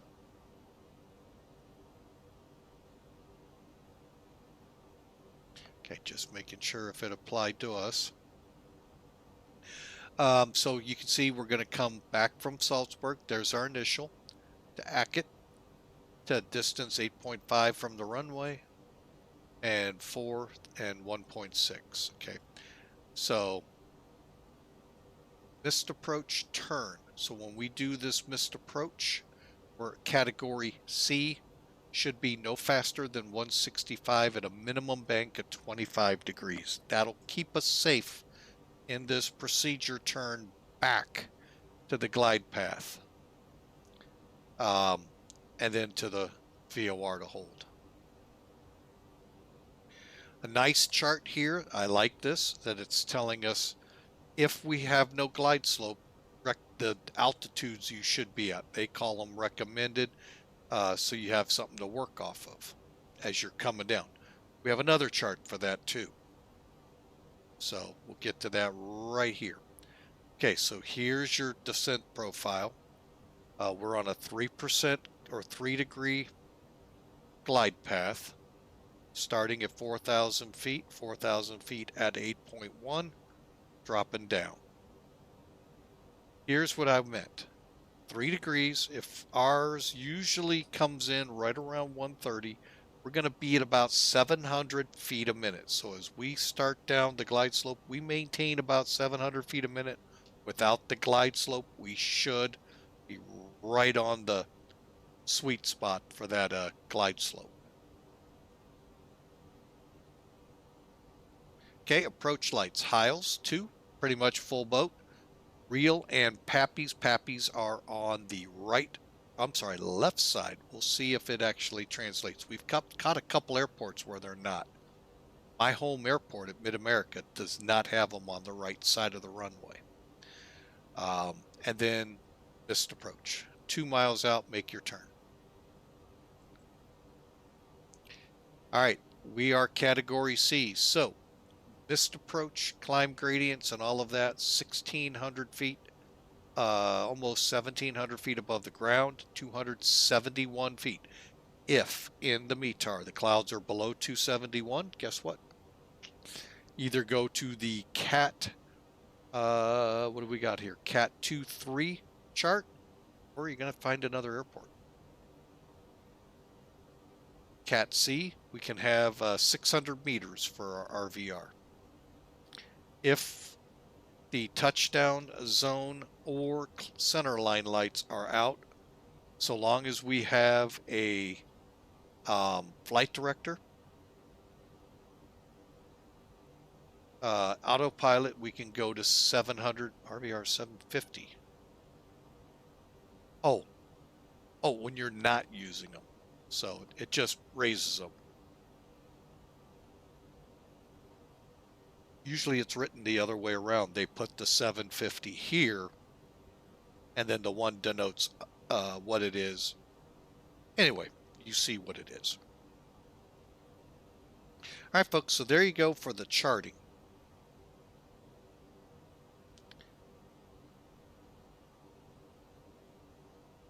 Pull that away real quick. All right, we're 35 minutes out, and we need to figure out what is our speed going to be.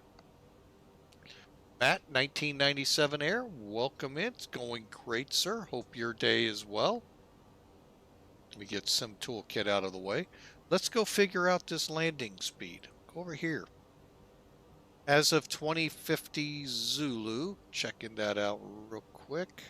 About a half hour old, folks. 160 at 5, we saw this. Okay. And that's filled in nicely here for us.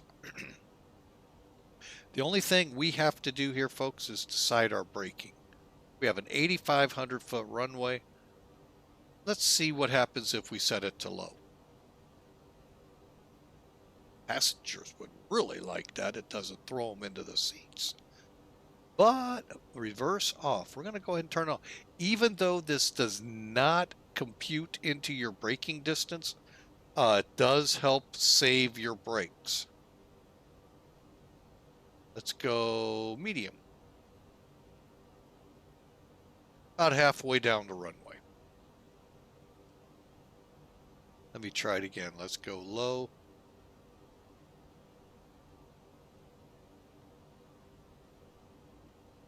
So it's going to leave us about 2,000 feet of the runway.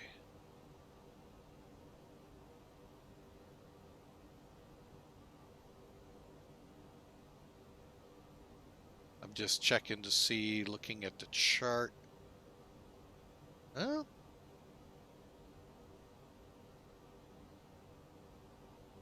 now, here's something interesting. I'm going to bring up the, real quick to show this.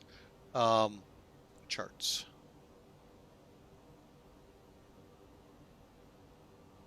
Okay, looking at the airport here, folks, we have a displaced threshold here.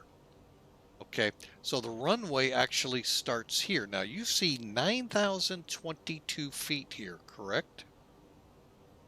Okay, those of you that live in Europe know 2,750, okay, meters. Let's translate that over. Folks, that displaced threshold leaves us with only 8,300. Remember, we're not to land in here. We can take off. We're not to land. We can roll out into it and turn around, come back, or to the end of the runway, whatever. So like if we landed, which we're going to be, I'm looking at it the wrong way. We're coming in. We only have 9,000 feet available because of the displacement here. Or 8,300. We can roll out to F. I'm looking at this runway totally backwards. So, but we do have a little bit of a displaced threshold down here, so we got to be careful. So, ultimately, I am going to go ahead and keep us at medium for our brakes, and we'll try for Echo, worst case Fox, and taxi back. But that's where that displaced threshold can come in and really turn a 9,000 foot runway 700 feet shorter. However, for landing, because you're not able to land in that displaced portion. Takeoff's fine. You got 9,000 feet to take off, and you're going to need it to get over those mountains. I do not have the A321 there, Matt. It's an airplane I'm really thinking about.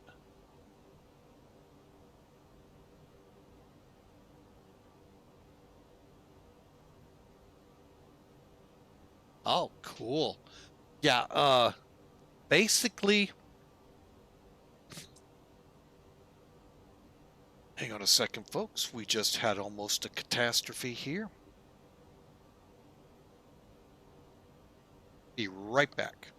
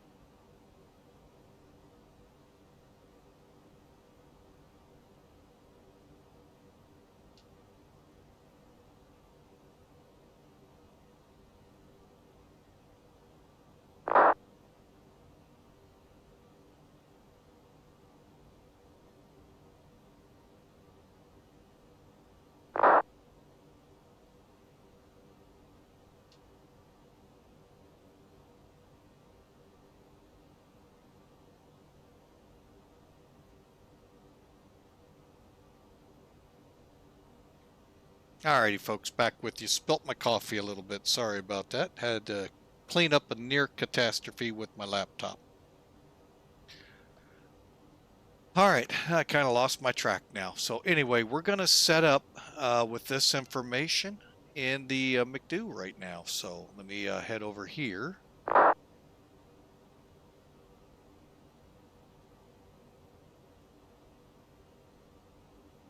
Okay, go back over here. And we're going to go next phase. Next phase. Don't hit, oh, it's driving me nuts. Hang on a second here. Okay, there we go. All right, so Q and H.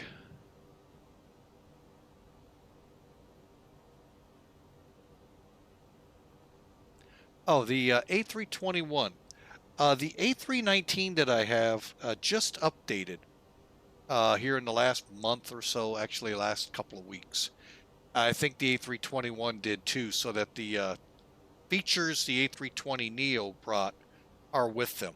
And these aircraft are almost similar. I mean, I'm sure there's little nuances with the 321. As with the 320, the 319 just can't do because of its size. But I can try my best if you have any questions about it. Okay, landing runway 15, METAR one more time.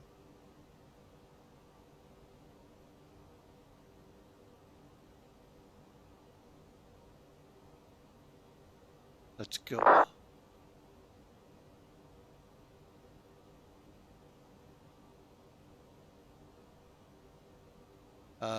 Let's see, 160.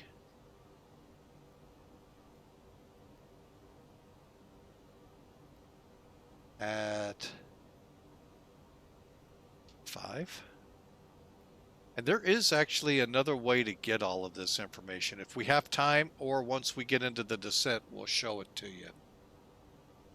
18, is that right? Yep. And QNH 1014.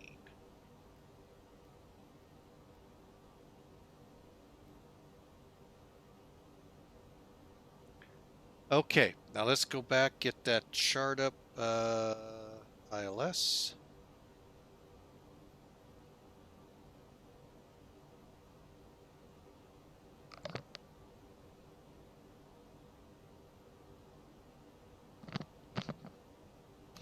Okay, so I am going, okay, let me bring up this chart. I want to show this a little, hopefully I'm teaching it right. All right, so we're at the point here where we got to put in either the MDA or the DH. Now, the way I look at this for this airplane, I take the M for your decision altitude here, mean sea level, so whatever the bold number is in here. So in our case, we're performance C, that would be 1682. Now, it is exactly the same height as 271 feet above the ground. Same point in the sky, just how it's read. So you could put for the MDA 1682, or down here in the DH 271. It's the same dot in the sky, folks, where you are. It's just how it's read. I'm going to go with 1682. And guess what? If you watch the radar altimeter, I'll show you where that's at. It's not on right now, but it comes on, I think, at 3,000, 2,500 feet, somewhere in there. You'll see it ticking off right in here. Watch it. It'll be right around 300 to 270 right in here as it goes minimums, or however it's said in this one. I forget what I set it for. But that's just the way I do it and the way I understand it all. So, all right, let's clear charts. All right, folks, I got to do a quick switch out here. It is bugging me big time. Hang on.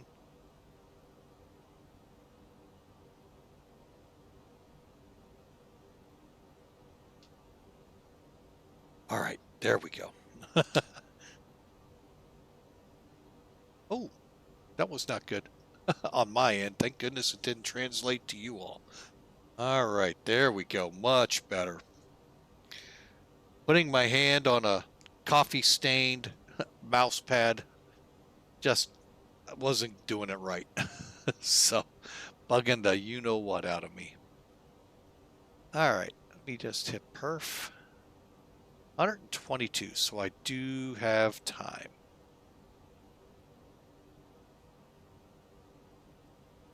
And I totally forgot what I was going to... Oh my gosh, that's loud.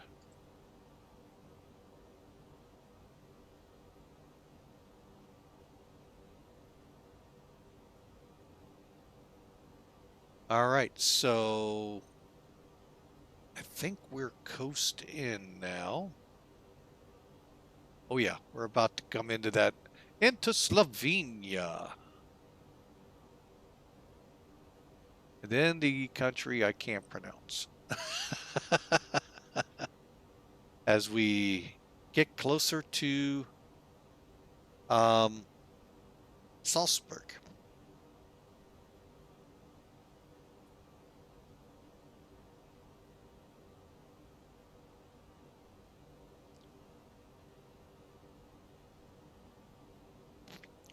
Look at that, we're starting to get some radar returns. Really wish I could get the yellows and reds instead of greens.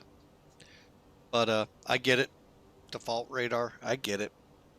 Hey, at least it's working. I shouldn't complain. But let's take a look. Since we haven't had them, folks, at some of the 3D cloudiness here in X-Plane 12. Okay, not the greatest example of it because we're probably more strata here, but looks good here at 36,000. Let's wait till we start down. We're starting to see some thunderstorms and all out here, especially over in here. And that's where the rain is kind of showing on the radar, is over in here. So looking good as we begin to head towards the Alps. Austrian Alps, to be exact. Not to say it's not hilly down below us.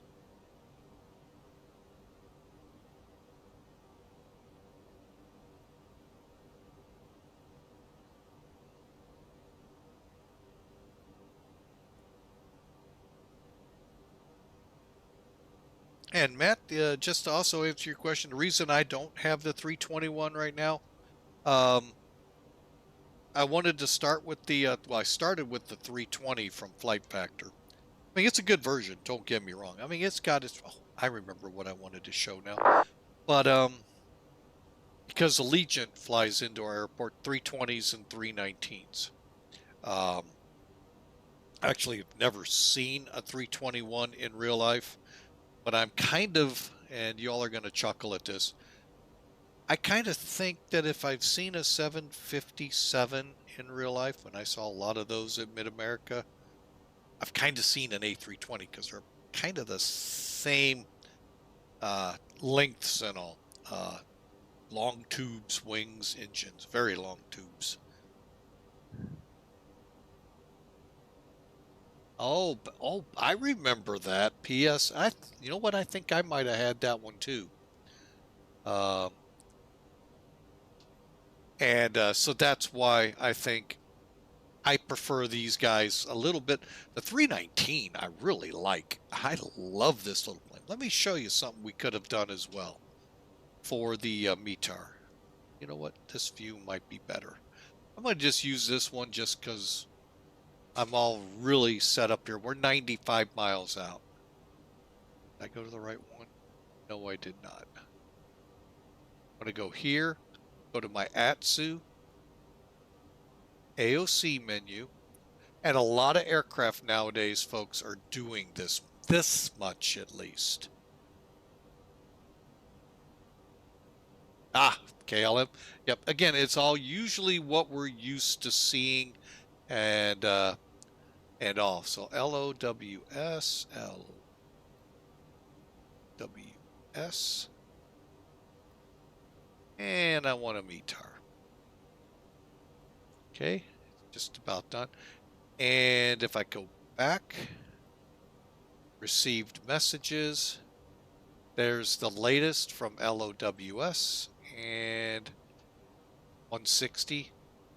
You can get your weather that way. And then you can print it as well. I don't like this too much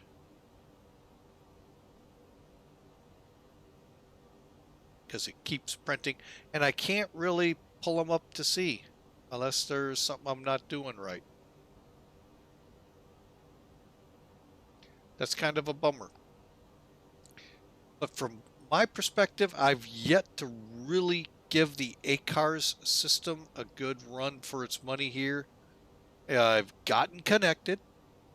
Got connected with Cyprus, but he really wasn't using it. So that's all I got to do was get connected. I hope to give it a better shot one day.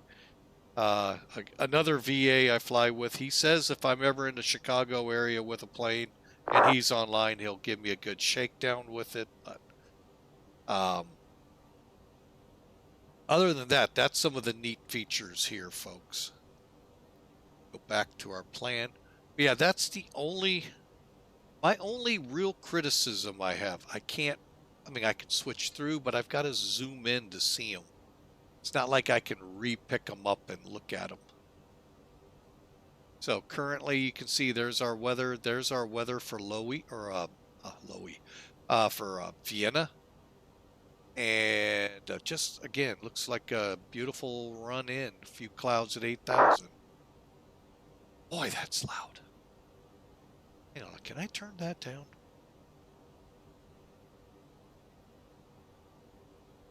Let's see if that helps.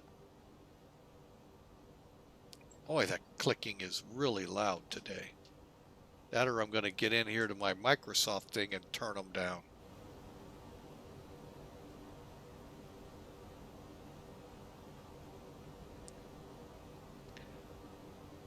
All right, so you can see we got a lot of rain right ahead of us here. Take a look at Sim Toolkit. Yeah, we got a little band of storms there and right over top of descent. And then hopefully things start easing up a little. And I know y'all didn't see that, so I'm going to bring it up for you.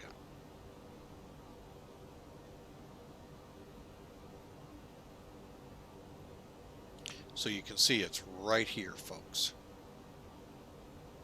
Then, like I said, that little blotch here. So, no, the radar's painting pretty decently. Can't really complain as we go into commercials.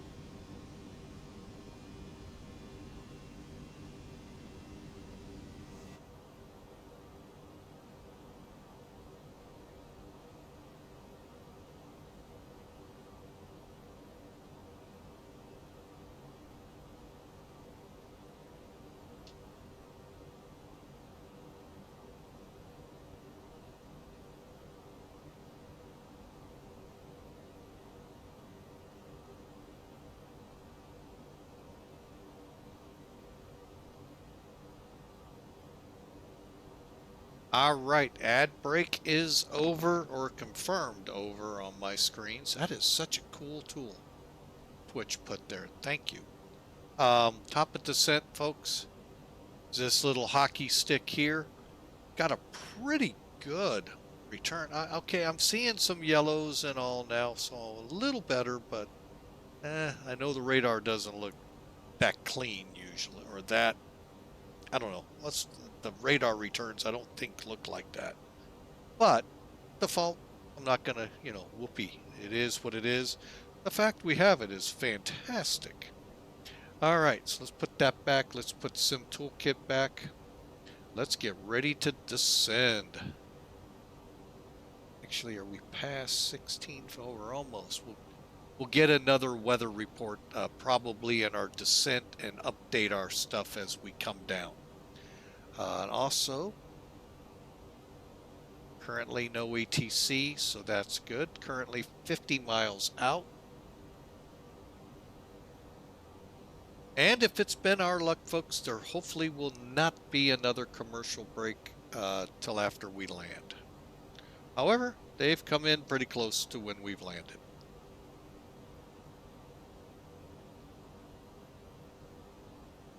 All right.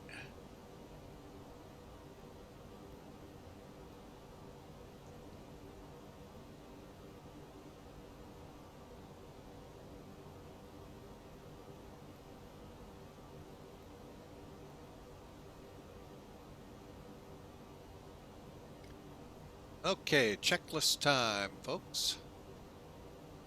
Now the checklist I'm using is a concise ToLiss A319 checklist. Hang on a second, folks. Be right with you.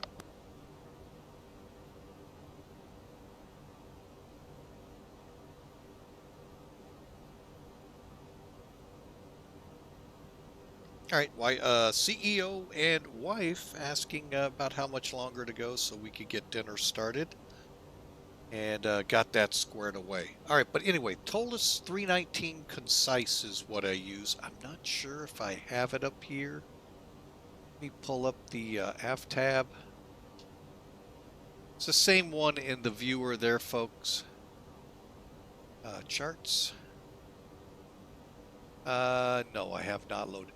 But it's very similar to the Zebo one just set up for the A320. Same kind of setup, and really like it, folks. It helps me out a lot, especially bouncing airplane to airplane to airplane like I do. Okay, so descent, landing elevation is auto and shows that right there. Hit the wrong switch, folks. There we go. Also, you can check. It should be 12 o'clock here, the switch. And that'll be auto. And of course, the final check would be, let me pull it up again. What's it calling the elevation? 1,400 feet. Just go to your airport chart and visually check it. 1411. That's close enough for government work, folks. All right, next up. McDo arrivals complete, performance complete. We need to update the winds. Okay. Here's another way to do that. Come in, go to your McDo menu. Oh, correction, data, function, wind data, request it, bam, uplink, and you're up to date. You ought to do that probably, folks, about every 30 minutes to an hour, just so your McDo is as current as can be. Just something I just think of, for helping to stay as current. One thing we did not do is balance our tanks. Shameful on me. We didn't do a system check at all. Should have done, well, how much further? We'll start at the top of descent. We're only 20 miles, so. And then 20 miles, set our altitude. What's our first one? Dun, dun, dun. Need to be above 12,000 feet. Okay. And then set it and then push. Now, if you, one dot will push, two dots will pull. Pushing will put it in managed, meaning it's going to follow the descent flight plan that's in your McDo arrival. So what you set up in the flight plan is what it should fly down to 12,000. If you pull it, you're in an open descent. You'll either set it vertical speed or your feet per minute angle, whichever one you want. Actually, I forget what FPA fully stands for, but basically you're setting up your descent profile. And I have never done that. I know I watch it on other people's streams a lot. I've just never tried it. Okay, we are now within 15 miles. I am going to go ahead and go into managed. And then this little squiggly line, folks, when we get to it or close to it, is when this green dot up here will be in between this line and this line. Didn't see that. Oh, yeah, there it is. This line and this line, that green dot. That's what that squiggly line is. So we're just kind of descending, but then as we get closer to the mark, we'll start steepening. Okay, and finally, seat belts will come on. I'm going to turn them on around 25 to 30,000 feet, somewhere in there, and alert the crew. Okay, now we can go to constraints, landing, constraints, landing systems, and do a quick rad nav. Okay, and we pull my chart up. 109.9 is in the box. 153 degrees for the front course. Perfect. Love when a plan comes together, folks.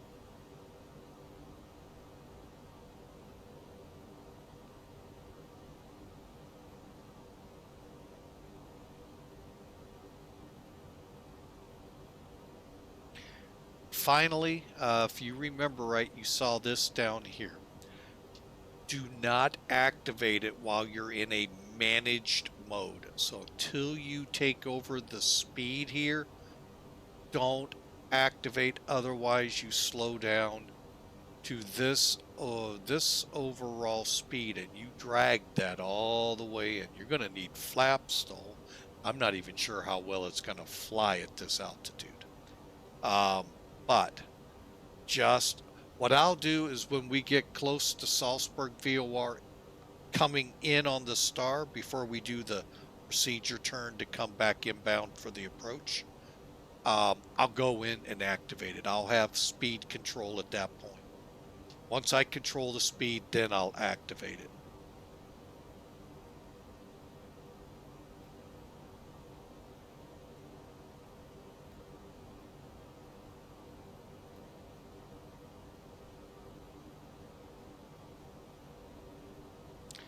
Oh, it did not put in our restrictions. Not cool. I did not check that. I assumed it did. That's what you get for assuming, folks. Oh boy. Okay, we're going to go into we're going to now open the climb up. We're going into it.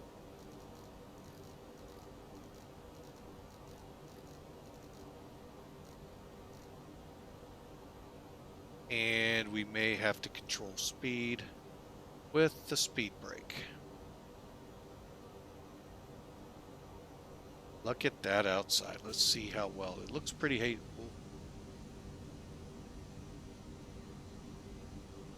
Nice look at the clouds, but look at the scene. X-Plane 12 really looks good visually in the sky and on the ground. I know there's those other simmers, those is nothing like ours. Okay, fine. But beautiful scene. Performance, everything, fantastic, folks, for half the price. Look at that.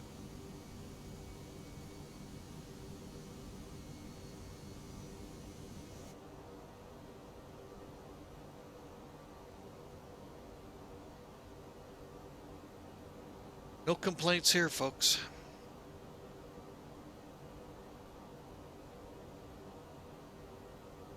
Right, we're coming over RASTA. Hopefully we can drop down a little faster. I'd like to get really close to that 8,000 foot mark. So let me see how we're doing.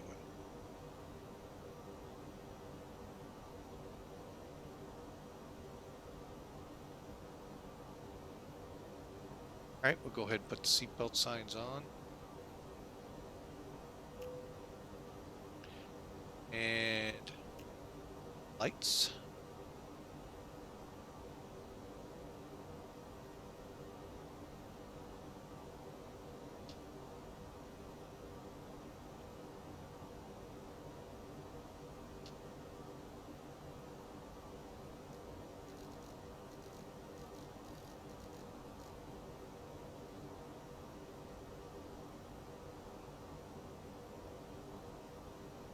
Okay, I'll be happy if I'm going to go ahead and put it up to 5 to make the minimum safe. We'll see if we make it to there.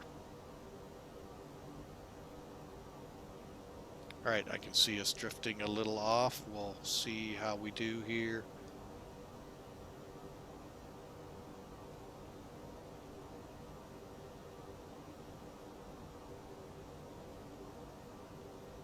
All right, folks, again, welcome aboard. Hey, if you're new to the stream, 2 things. Exclamation mark ticket.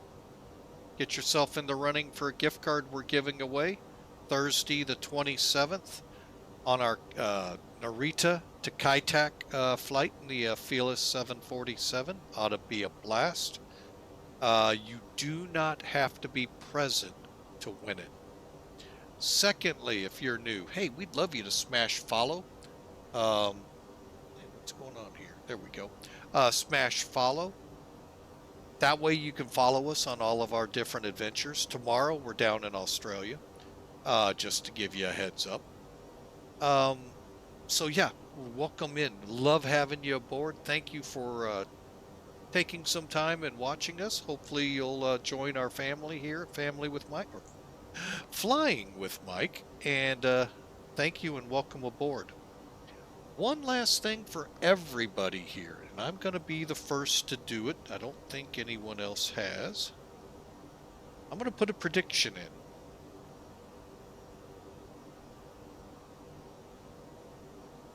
Basically, it's exclamation mark, the word predict, and then a space and a negative number, and that'll get you into running. You see my format there, folks.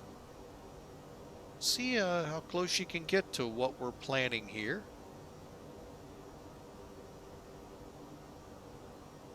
Well, yeah, it's we're really high, but we're trying to get her down. We didn't check things as we should have. Let's go half on the speed brakes. All right, we're coming out of the Alps over the Austrian territory and beginning our trying to maintain at least 300 right now. 10,000's our transition. Actually, let me check. I set that.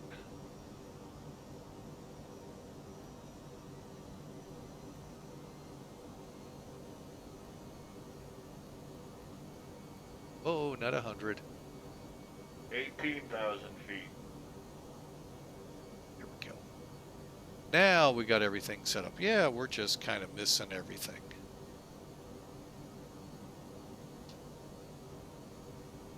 All right, so we're down to 300. We can pull that speed brake in.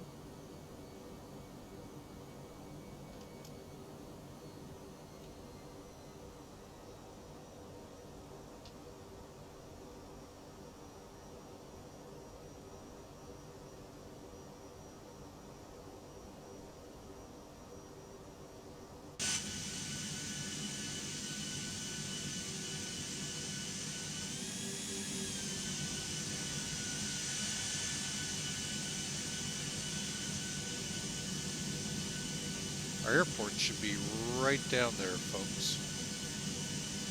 And of course, somebody put a cloud there.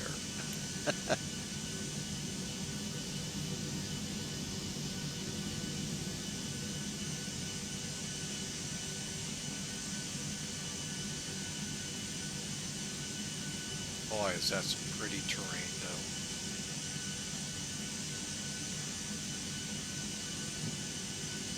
There it is, right under the aircraft. There's our airport. Well, so much for the visual. We're going to have to do the full procedure here, folks.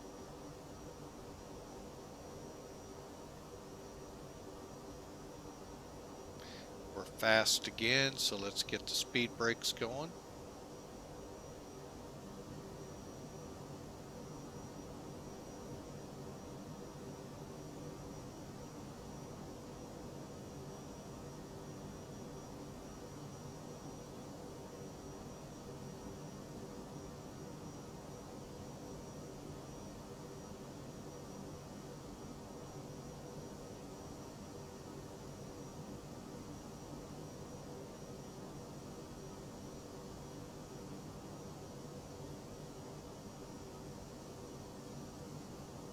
Really would love to see Austria.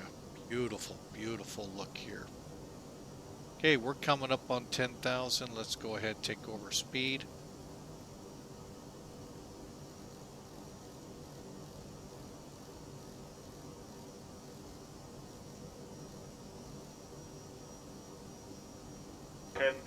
Feet.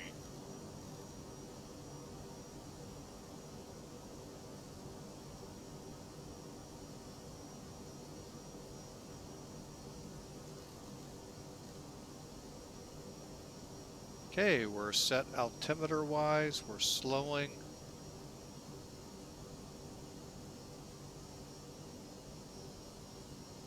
All right, let's see how we're doing on the chart here.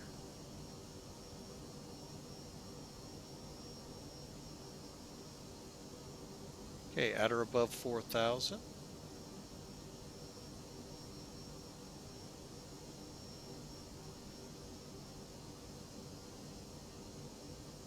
Minimum safe is 4,000 over Austrian territory.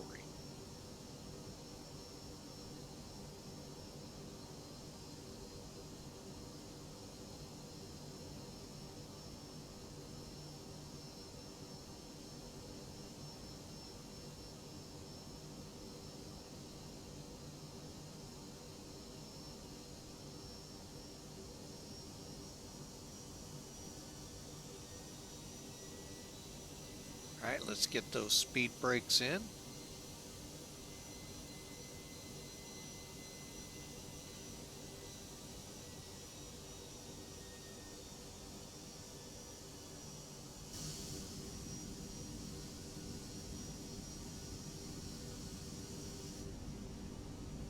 Man, beautiful, beautiful, beautiful.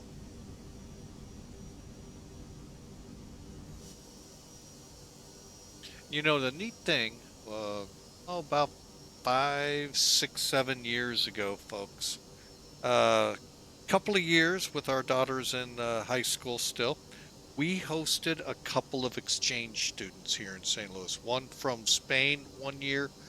Wow, the personalities were so interesting. He was way outgoing, just unbelievable. Uh, we had the next year from Austria, little more laid back, and just really interesting to see the differences between the cultures and all. So let me see where we are. We should be entering this procedure turn now. There we go. And well, like I said, well, she was over in the Vienna area. We're up here in Salzburg, but yeah, just very interesting people, and sounds like they're both doing great. So,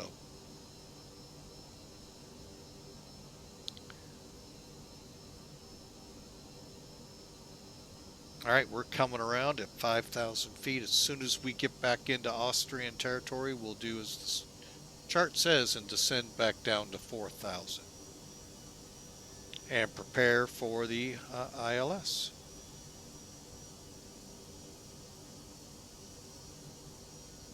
But it's always interesting. All right, folks, so we're back with you. I just realized we were in ads. My apologies. Those of you on the that subscribe and have the no ads, thank you. But anyway, we in the break I was saying we hosted a couple of exchange students. One was from Spain, um, and the other from Austria here. And I have flown into Vienna several times on the flight sim, unfortunately. Would love to see how both of them are doing right now. I mean, they're on Facebook. We keep, up on them. What little we keep up on them there, are able to. I'm not sure if they have us or not, but um, great to great to have had them. And if you get the chance, folks, it is a great experience. Um, I hope for the kids that we hosted, but for us to see how different differently the world works in different locations than what it does in the U.S. Really fascinating. So and like I said, I hope they're both doing great. I believe the young man from Spain seems to be doing okay. Seems what little I see of him on Facebook, but not so sure. Haven't really don't have much contact with the young lady from Austria, but hope all is well with her. So, all right, we're inbound. We'll be as soon as we cross that little ridge out here, folks. We'll start our descent back down.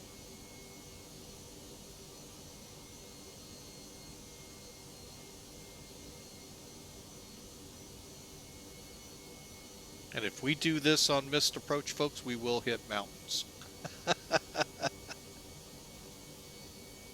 So hopefully we turn and climb a lot steeper. Let's just say this. Let's hope we don't even have to do the missed approach.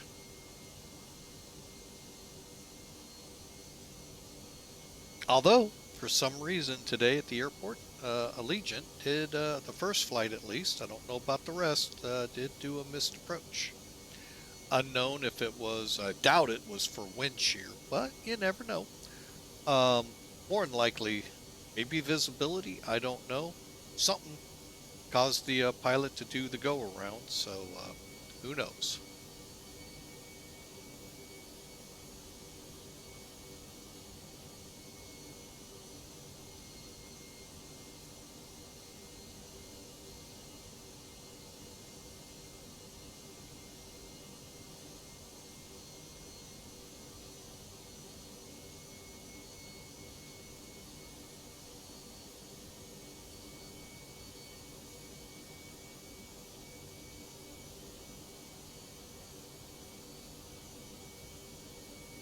All right, hopefully with that commercial break behind us, folks, we'll be able to get through the landing here without a break.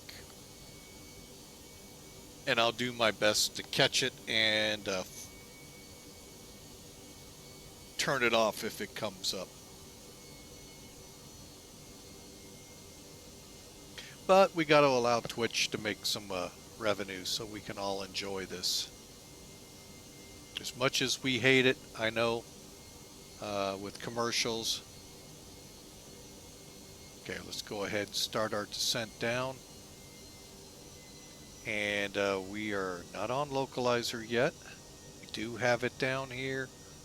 So let's, but yeah, as much as we hate it, folks, yeah, gotta let them make a little revenue to help us out. And it helps the stream out, so.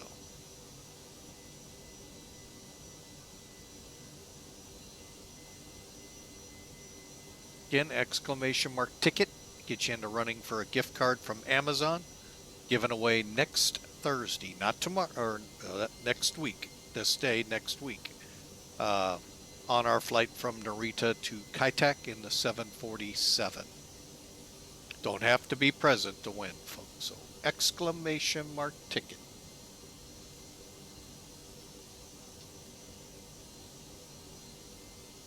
All right, we are about to level off here. We'll be at 4,000 feet over Salzburg VOR and looking for the runway. Like to bring this in as much visual as possible. Let me sure ATC. Go ahead and bring that in for you too. Oh, we do have somebody. Hang on. Oh, that's London. Okay. Not gonna worry about London. Little far away. Okay, we're coming up on 4,000. Approach plate says from here 4,000 to distance 8.1. So we'll stay right here. Hey, looks like our information is alive. And we'll go to approach mode. Actually, let me see if we're already there on performance. Okay. Approach.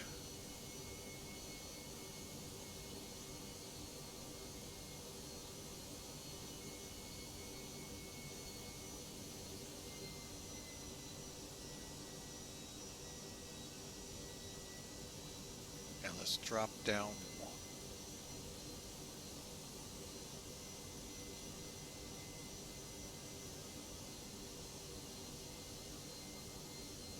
Part of me wants to say possibly here.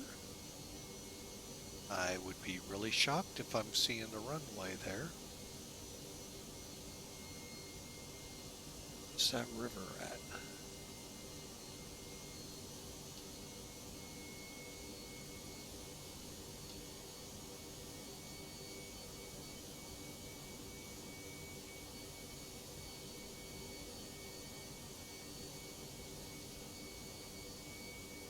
There or there? Turning. All right, we're going to go ahead and slow 220.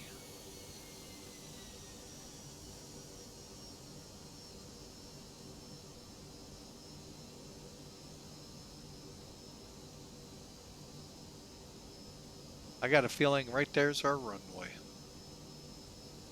I think that's what I was looking at. I'm not sure.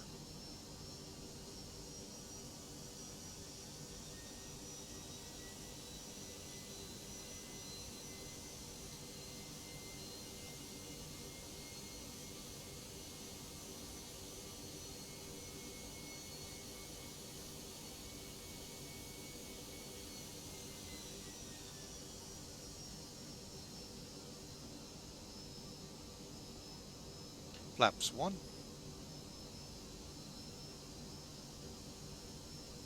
2,500. On glide path, descending. Let's go ahead and set.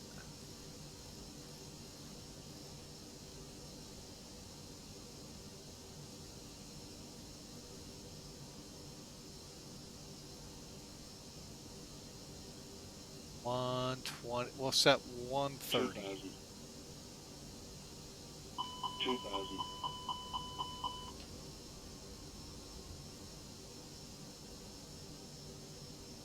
All right.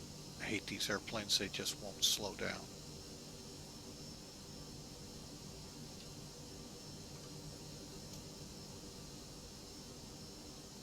Dang it, you did it again.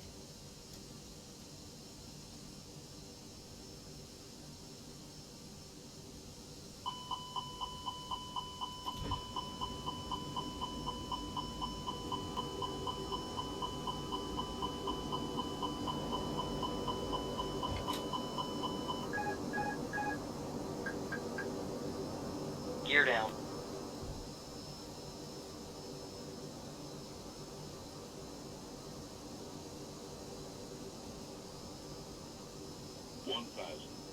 One thousand.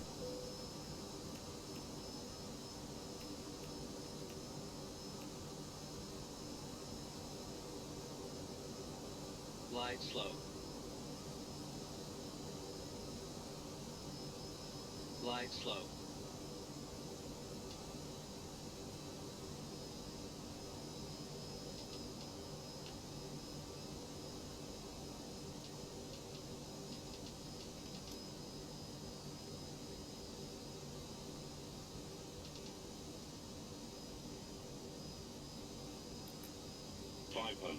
Five hundred. 400. 100 above. 300. Holy mackerel, what are all these antennas right here? 200. Too low. Flaps. 150. 40. 100.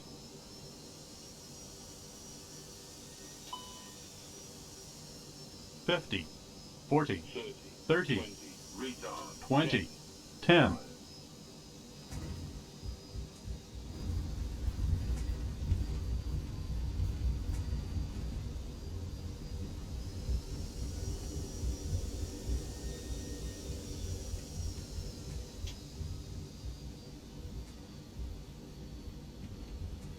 Wow, that is spectacular.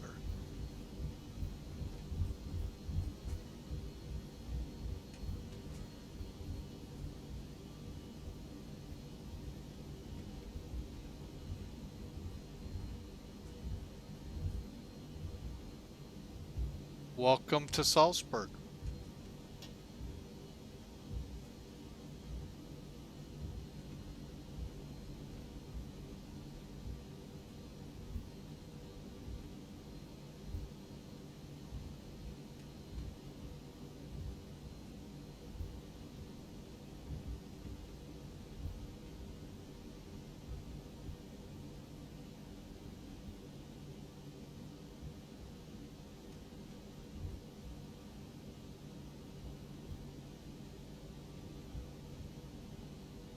All right, hang on a second here, folks. I want to clean up a little bit real quick here.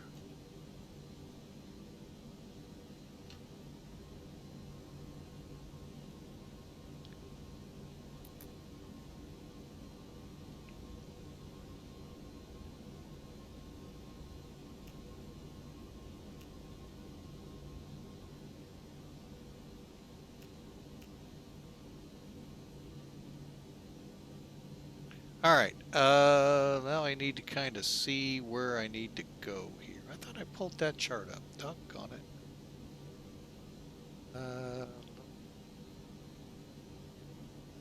Parking stands.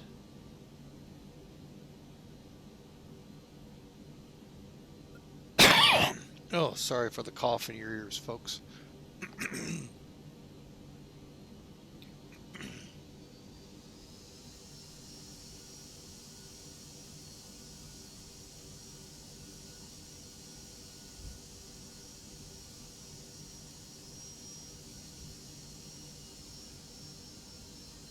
I think what I'm going to do is take Lima here over to Charlie. Sorry about that, folks. And then head into the parking spots.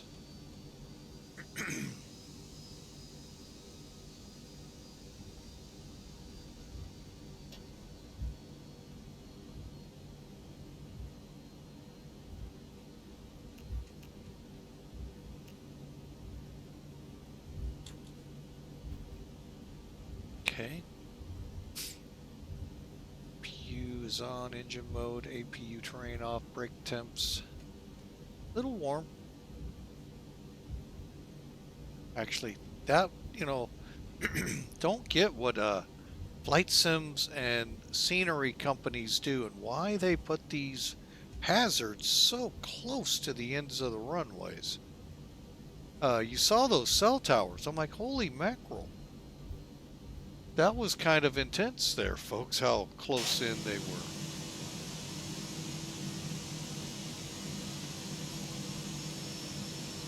Oh, I still got my strobes on.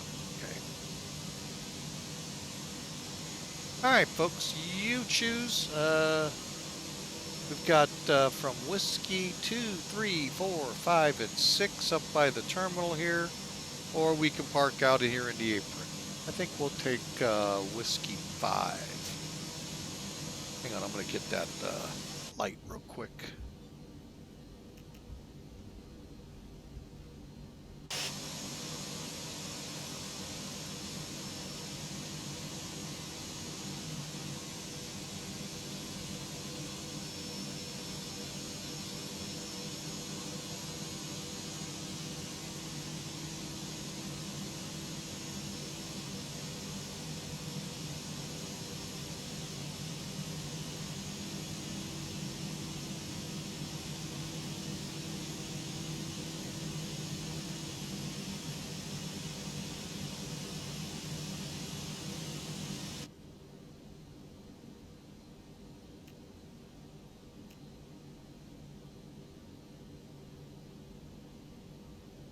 Oh, we're on a slope.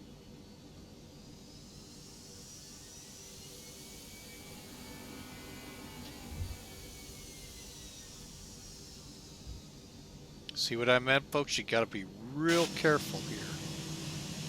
Make sure your parking brake's set.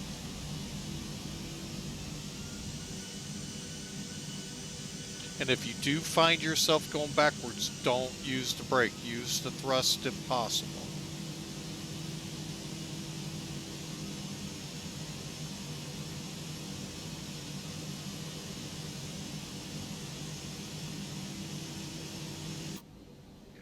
All right, we're into blocks. We'll kind of watch real quick.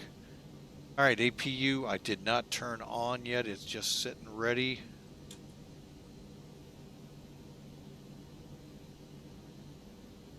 Looks like the parking brake is engaged and holding.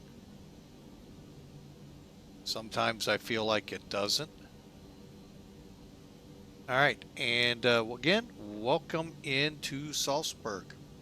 I want you to, while we're waiting, let's look at that. Wow. That is a beautiful, beautiful scene.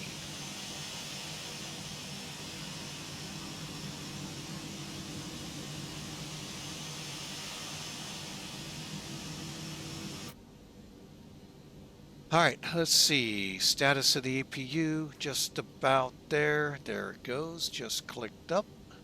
Okay, it's available.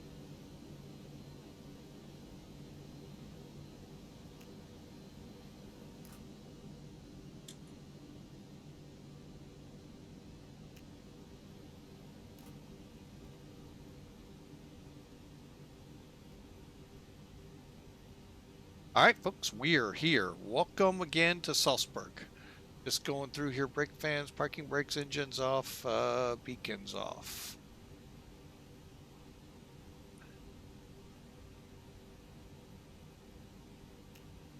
And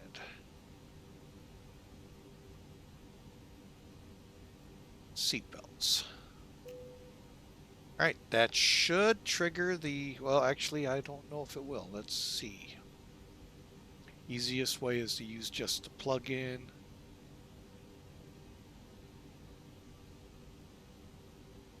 Yeah, everything's auto, so it should come out.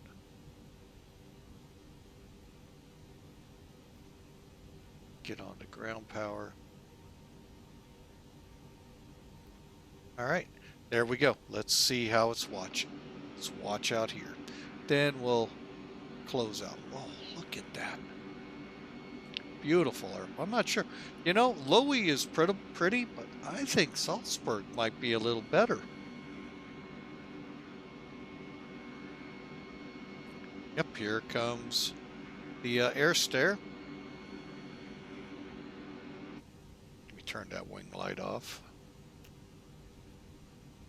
All right. Okay, let me close out here with Mac Air, who recorded us at 353 feet per minute.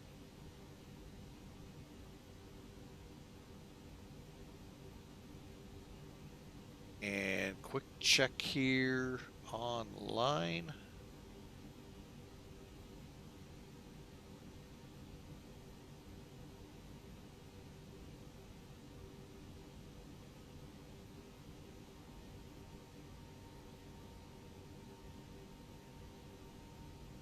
Awesome. Okay. Doesn't look like anyone followed us today, so we'll go ahead and disconnect so that doesn't happen automatically. And folks, let's review the flight here. Oh, we got an ad break. My bad. Okay, folks, we're in the ground here, or in the ground. How about on the ground? Here at Salzburg. Great time, great flight. Currently getting ready to review it. We've got a Mac Air file. They had us at 353. We and get rid of this. All right, so I'm going to go ahead and start buttoning the plane up.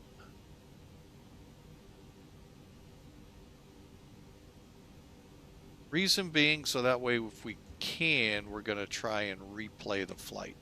Just the arrival portion. All right, Sim Toolkit. Great tool, as you see out there. They've recorded us at 243 feet a minute. Let's see if anyone else... Oh, looks like I was the only one. All right, so I got the prediction pretty close. At 180 feet a minute, it ended up at 243. Okay, so what we need to do is go to flight summary first. Finish the flight, so it gets in our logbook. Click on it, and this is where I really like this program, Sim Toolkit. It's a great learning tool. Click View Details. Get your quick rundown, 2 minutes, 8 seconds in flight, 2 hours, 8 minutes in flight, 243 at 124th. Folks, that's not bad. Real quick, I think you can, let me get it to where you can see. I think we, hang on, I can just do mine real quick. We were aiming for 129. It's not bad. A little fast, a little slow, but not bad overall. Let's take a look, though, at the full report. What that's going to show you is, one, where you touch down on the runway, and also all the metrics behind it. Pitch, headings, ideal headings, and so forth, which we were dead on the heading. Looks like right down the center almost. So again, I think there's a little disparity between the real world and some of where we fly out of. That's fine. And then we're parked up in here. Okay. What was that? Hang on.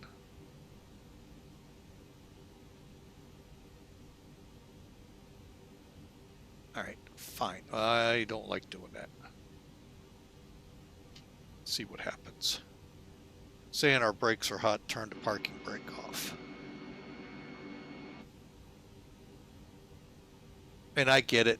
I get it. Hopefully we won't roll backwards. All right. Now here's where I like it though. All right, first off, there's that displaced threshold I talked about. So remember, we had 8,300 usable feet of runway. So your threshold for landing started here. Takeoff could go all the way back here. Okay, then you got 500 foot for every hash mark. Kind of, sort of. I don't know what's up here. We landed 856 feet down the runway. That's actually not bad, folks. And we were only 7 feet off the center line. So I thought we landed right here. But again, disparities between what the sim is and what the Google leaflet here looks like. So really, overall, looks good on the performance. 1.2 Gs kind of woke them up, but not by much. All right, so we'll clear that out, clear Sim Toolkit out, and let's see if it'll let us replay the flight, or at least the landing portion. Okay, I'm going to go ahead and turn the parking brake on because I'm really nervous it won't let us. Chocks off, external power off.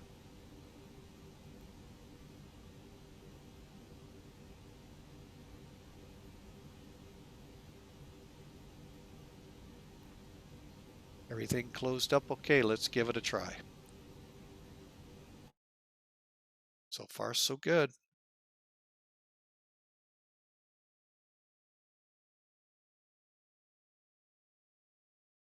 All right. All right, folks, let me get some music going here.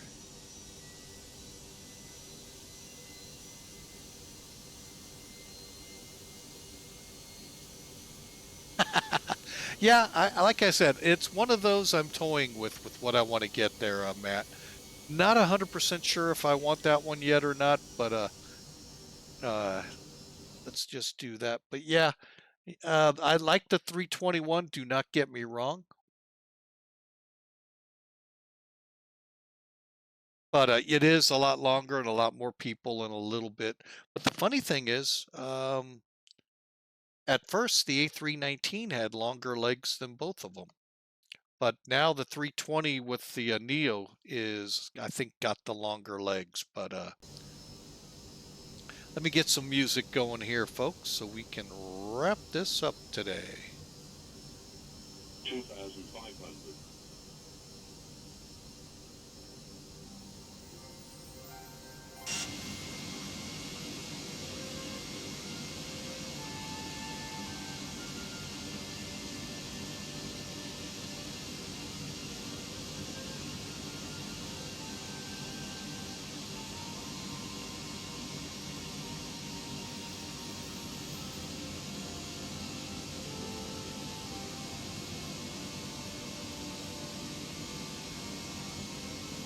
And this right here threw me off. All of these. Look at how close they are.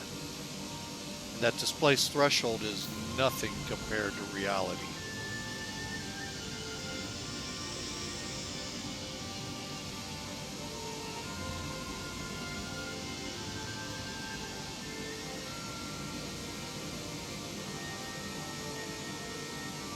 Boy, really nice. I'll show you what I mean. Look at this. Boom, look at them right here.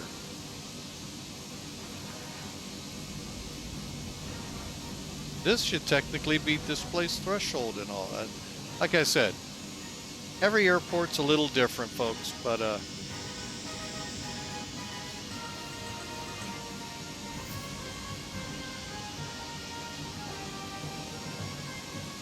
wow. Really nice landing there, folks. Let's get it into the Hawker 125 look.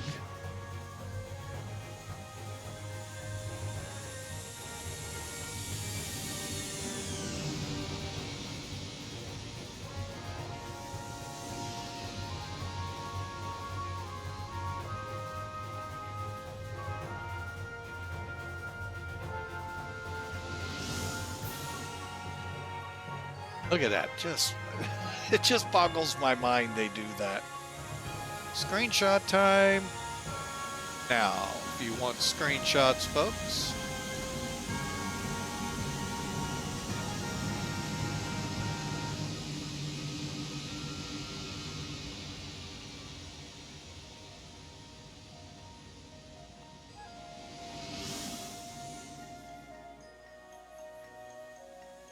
Just unbelievable how close. Last time for this view.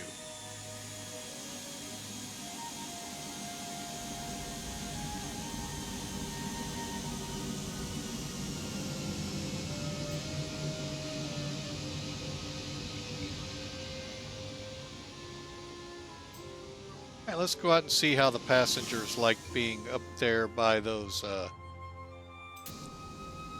oh, they can't even see them, so they don't know how close to towers they really are.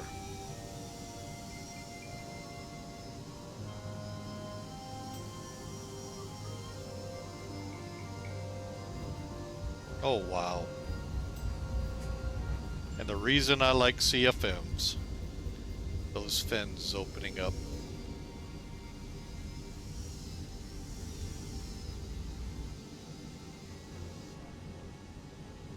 Oh, wow. Oh, look at that scenery. Oh, that is so pretty.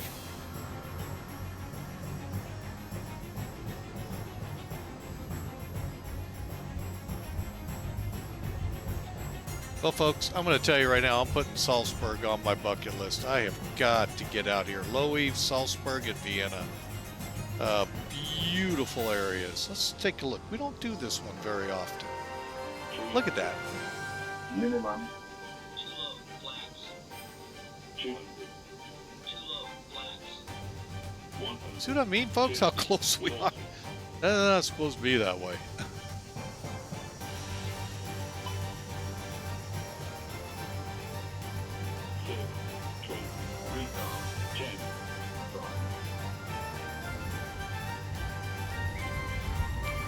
All right, we're going to do one more. Oh, I thought I hit it. See how the tower view looks. Woo! Close to those towers. Well, folks, it has been a pleasure flying for you today from Corfu, Greece, up to Salzburg with another nice landing. Always a beautiful landing, folks, unless you're in that conquest we watched earlier. But welcome to Salzburg. Beautiful territory here, folks. I didn't realize just how pretty it was till we started flying it. As the A319 gets ready to exit our runway there, thank you for flying with us today. Exclamation mark ticket, folks, will get you in the running for a gift card. We give it away next Thursday from Narita to Kai-Tak. Tomorrow we're down under with the A320 or maybe an aircraft change. We'll see. But for now, folks, all I want to say is thank you again for supporting us. Thank you for being a part of us. From our just drop in, drop out viewers to followers to our subscribers. Thank you. This is your month, Viewer Appreciation Month. God bless you all. And I hope you all have a great rest of your Thursday. It's Friday Eve, folks. You know what tomorrow is.